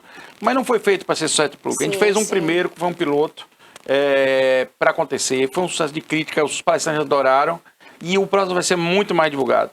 E a gente quer fazer ainda esse ano. A gente está praticamente em agosto, mas antes do final do ano, antes de dezembro, a gente quer fazer um outro fórum. Pode ser aqui em Itabuna ou em Salvador, vai depender da disponibilidade dos empresários. A gente gostaria muito que fosse aqui em Itabuna, que é a casa da TVI, que é a praça da TVI, e também a gente continua aqui no corredor da Mata Atlântica. A gente precisa hoje ressaltar realmente o pioneirismo desse evento. Foi o primeiro evento ESG, primeiro fórum ESG do interior da Bahia. O único que aconteceu em Salvador. Só aconteceu um antes nosso, que foi em Salvador, que deu grande repercussão também. mas a gente vai aqui, a gente quer manter essa identidade do Fórum Internacional SG ser aqui Sim. na região do Cacau por um simples motivo. Nós temos a maior biodiversidade do planeta, nós temos uma estrutura de grande risco de ser, seja pelo crescimento desenfreado do turismo de massa, seja pela industrialização desordenada, loteamentos mal feitos. A gente é uma região muito frágil que vai crescer muito a economia. Então você tem um ambiente frágil e em uma pujança econômica, você precisa vir com critérios para que esse desenvolvimento seja sustentável. Não é não gerar emprego, não, pelo amor de Deus. Até foi uma coisa que Socorro Mendonça, que é uma ativista, né, do Instituto Nossa Ilha, bateu bastante. Ela fez uma postagem depois que ela veio aqui, ela falou: a economia verde é um lugar que a gente pode demonstrar que a gente não é contra o empreendedor ou contra o empresário. A gente só quer que tenha regras até para o empresário não ter surpresa lá na frente. Uhum, com certeza. Mas você foi muito feliz, cara. Extremamente, e eu gosto muito, assim, tudo isso a gente está fazendo, a minha geração de 50 anos está fazendo para as próximas gerações. Essa geração mais nova que vão herdar isso tudo, seus filhos, meus netos, e a gente pensa o seguinte: quantos destinos você já foi? Você está aqui em casa, você reflita aí. Quantos lugares lindos você foi? Você que tem mais de 35, tem mais de 40 anos. Quantos lugares lindos você já foi nos anos 90, nos anos 2000 e que hoje estão destruídos? Aquela praiazinha, aquela cachoeira, aquela cidadezinha que era bucólica e que hoje você não vai mais porque não tem mais graça. Está tudo destruído. Está tudo loteamento irregular, poluição. O rio que vira esgoto, né? O rio que vira esgoto, praia que vira esgoto. A praia era bonita, tiraram a restinga. Então, vamos tentar, vamos cometer erros novos, mas não erros antigos, né? Essa que é isso que me motiva eu vir aqui 1, 2 vezes por semana falar sobre esse tema aqui na TVI, em especial porque cada vez que eu vou falando parece que todo mundo, a equipe toda tá torcendo mais para esse tema. A gente tem assuntos políticos aí, como Política na Veia, tem o programa diário, puxa, passou o nome do programa no meio-dia. Alerta Cidade. Alerta Cidade, Com que é tiro, porrada e bomba. Desse jeito. que é o cotidiano da cidade. Daqui a pouco, inclusive, ele já está aqui, já com a gente. Daqui a pouco tá aí. Rapaz, quando esse homem fala, ele fala que do outro lado da rua, aqui é um estúdio lacrado, fechado. A gente do outro lado, quando entra na TVI, já vê o homem. Tá, o corpo estendido no chão, tiro, porrada e bomba, mas é isso aí, tem que ter. Então a TVI, ela tem essa mescla que fala do cotidiano, fala da política, fala da economia, fala de música, o programa de Charles, tem o programa Raquel Rocha psicologia. Raquel Rocha Psicologia, e é conteúdo nordestino, conteúdo baiano. E Raquel também fala de cinema, né? Que ela também é formada nessa área, então também ela tem um quadro aí que é Luz, Câmera. Eu não lembro, perdoe, Raquel. Sabe então, que eu, cinema, nome, psicologia, cotidiano, economia verde, a TVI é uma gera... Programa Luz, Câmera, Arte. E o de Charles chama? De Olho no Som. De Olho no Som. Então, fazendo aí, levantando a bola dos colegas aí, De Olho no Som, Luz, Câmera, Arte. Teve reality show já gravado no passado, que está passando aí, de policial. Tem o síndico. Então, a grade aqui da TVI faz parte de uma nova economia. Nosso próximo evento da TVI que vai apoiar chama-se Fórum Amurc. Esse é o primeiro Fórum Amurc, Nova Economia. A nova economia é a economia que abrange a economia verde, que a gente sempre fala aqui, mas também aspectos ligados por exemplo, a economia criativa. A economia criativa é uma economia que gera muito emprego, que a economia basicamente os produtores locais, os artistas, os artesãos. Hoje, antigamente para um jovem talentoso viver do seu talento, vou falar um talento qualquer, um Whindersson Nunes, um humorista, tipicamente. Ele tinha que ir para a Rede Globo ou para Bandeirantes, fazer parte de um sketch de um Chico Anísio da vida, de Chico Anísio, de um Zorra Total. Aí ficava lá como figurante a vida toda.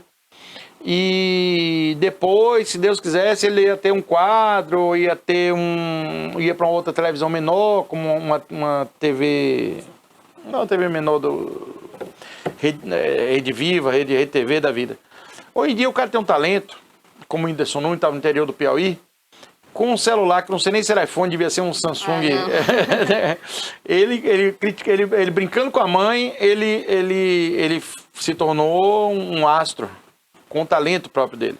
Então a economia criativa, ela circula muito dinheiro. Estou falando de Whindersson Nunes, vamos falar de nosso Juninho Politano, que é um menino da periferia de Aurélio Leal. Espoliano, desculpa. Politano não, Espoliano. Juninho Espoliano.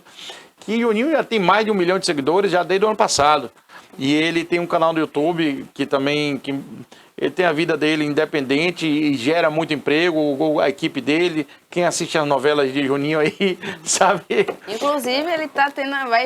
eu não sei se ainda a gente ainda pode dizer, né? Pode falar, sim, pode falar. Que ele vai ter uma parceria aqui com a gente e em breve ele vai estar aqui com novidades, mostrando aí pra vocês. E eu puxei, levantei a bola pra falar disso mesmo. A gente deixou passar o São João, o Juninho tava aí em Bicuí, no Forrocoff da vida aí. Teve Itapé, teve aqui Itabuna. Nossa Senhora, ele tava com o roteiro dele, a partir agora de agosto, setembro, ele vai estar com um programa aqui com a gente está desenhando aí os detalhes, mas a gente já pode anunciar porque já anunciamos, assinamos. Já fez um pré-acordo com ele. E aí você fala da economia criativa, você fala como falei, tudo que é digital hoje, seja música, seja só humor, como o Juninho faz.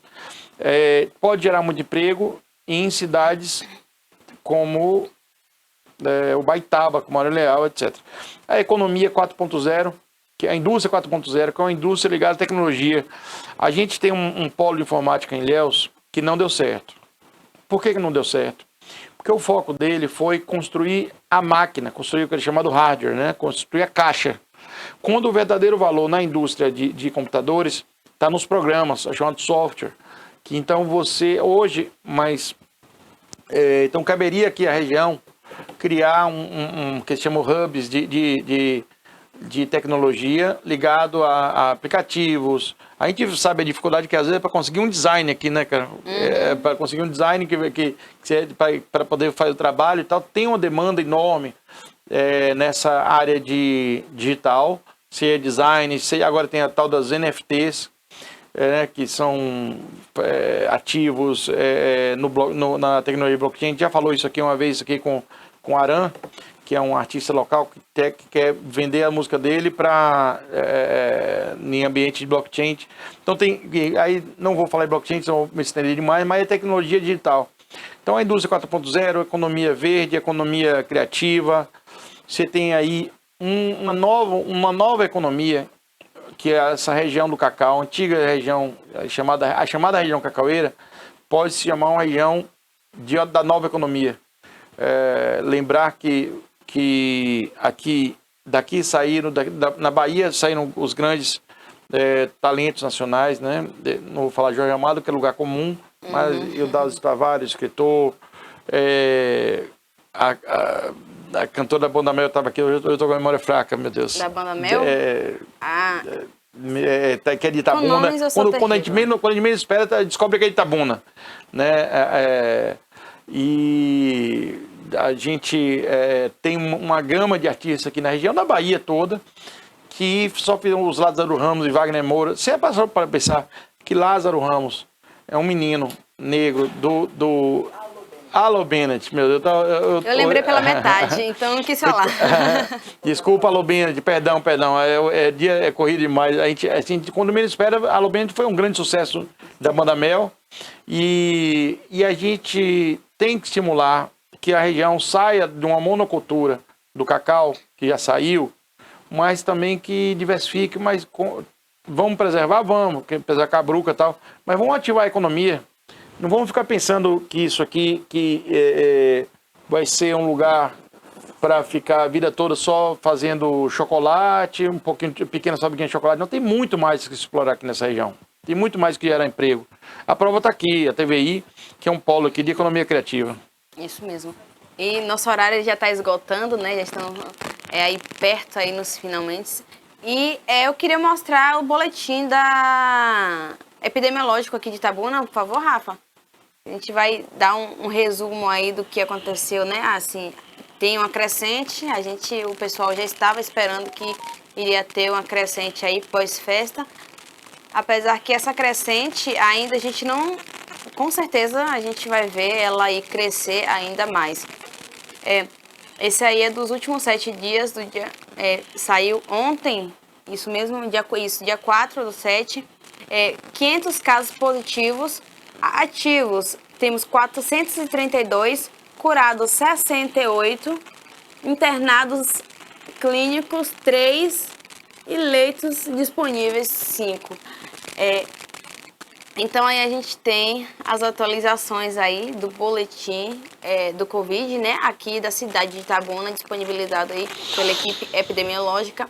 E desde já agradeço a Kleber, né, por ter vindo aqui, ter falado e mostrado mais um pouco aí desse evento e da importância, né, dele existir e de permanecer aí trazendo mais e formando mais mentes brilhantes e inteligentes nessa área que é tão importante. Verdade. Você tem mais algumas considerações para a gente finalizar? Considerações é o seguinte, o patrocinador, os principais patrocinadores do evento, eu não falei o nome, CVR Ambiental, a empresa que resolveu Antes o tarde do que lixão de nunca. Itacaré, lixão de Itabuna, lixão de Itabuna, e a CVR é uma grande patrocinadora que merece todo o apoio aqui da região.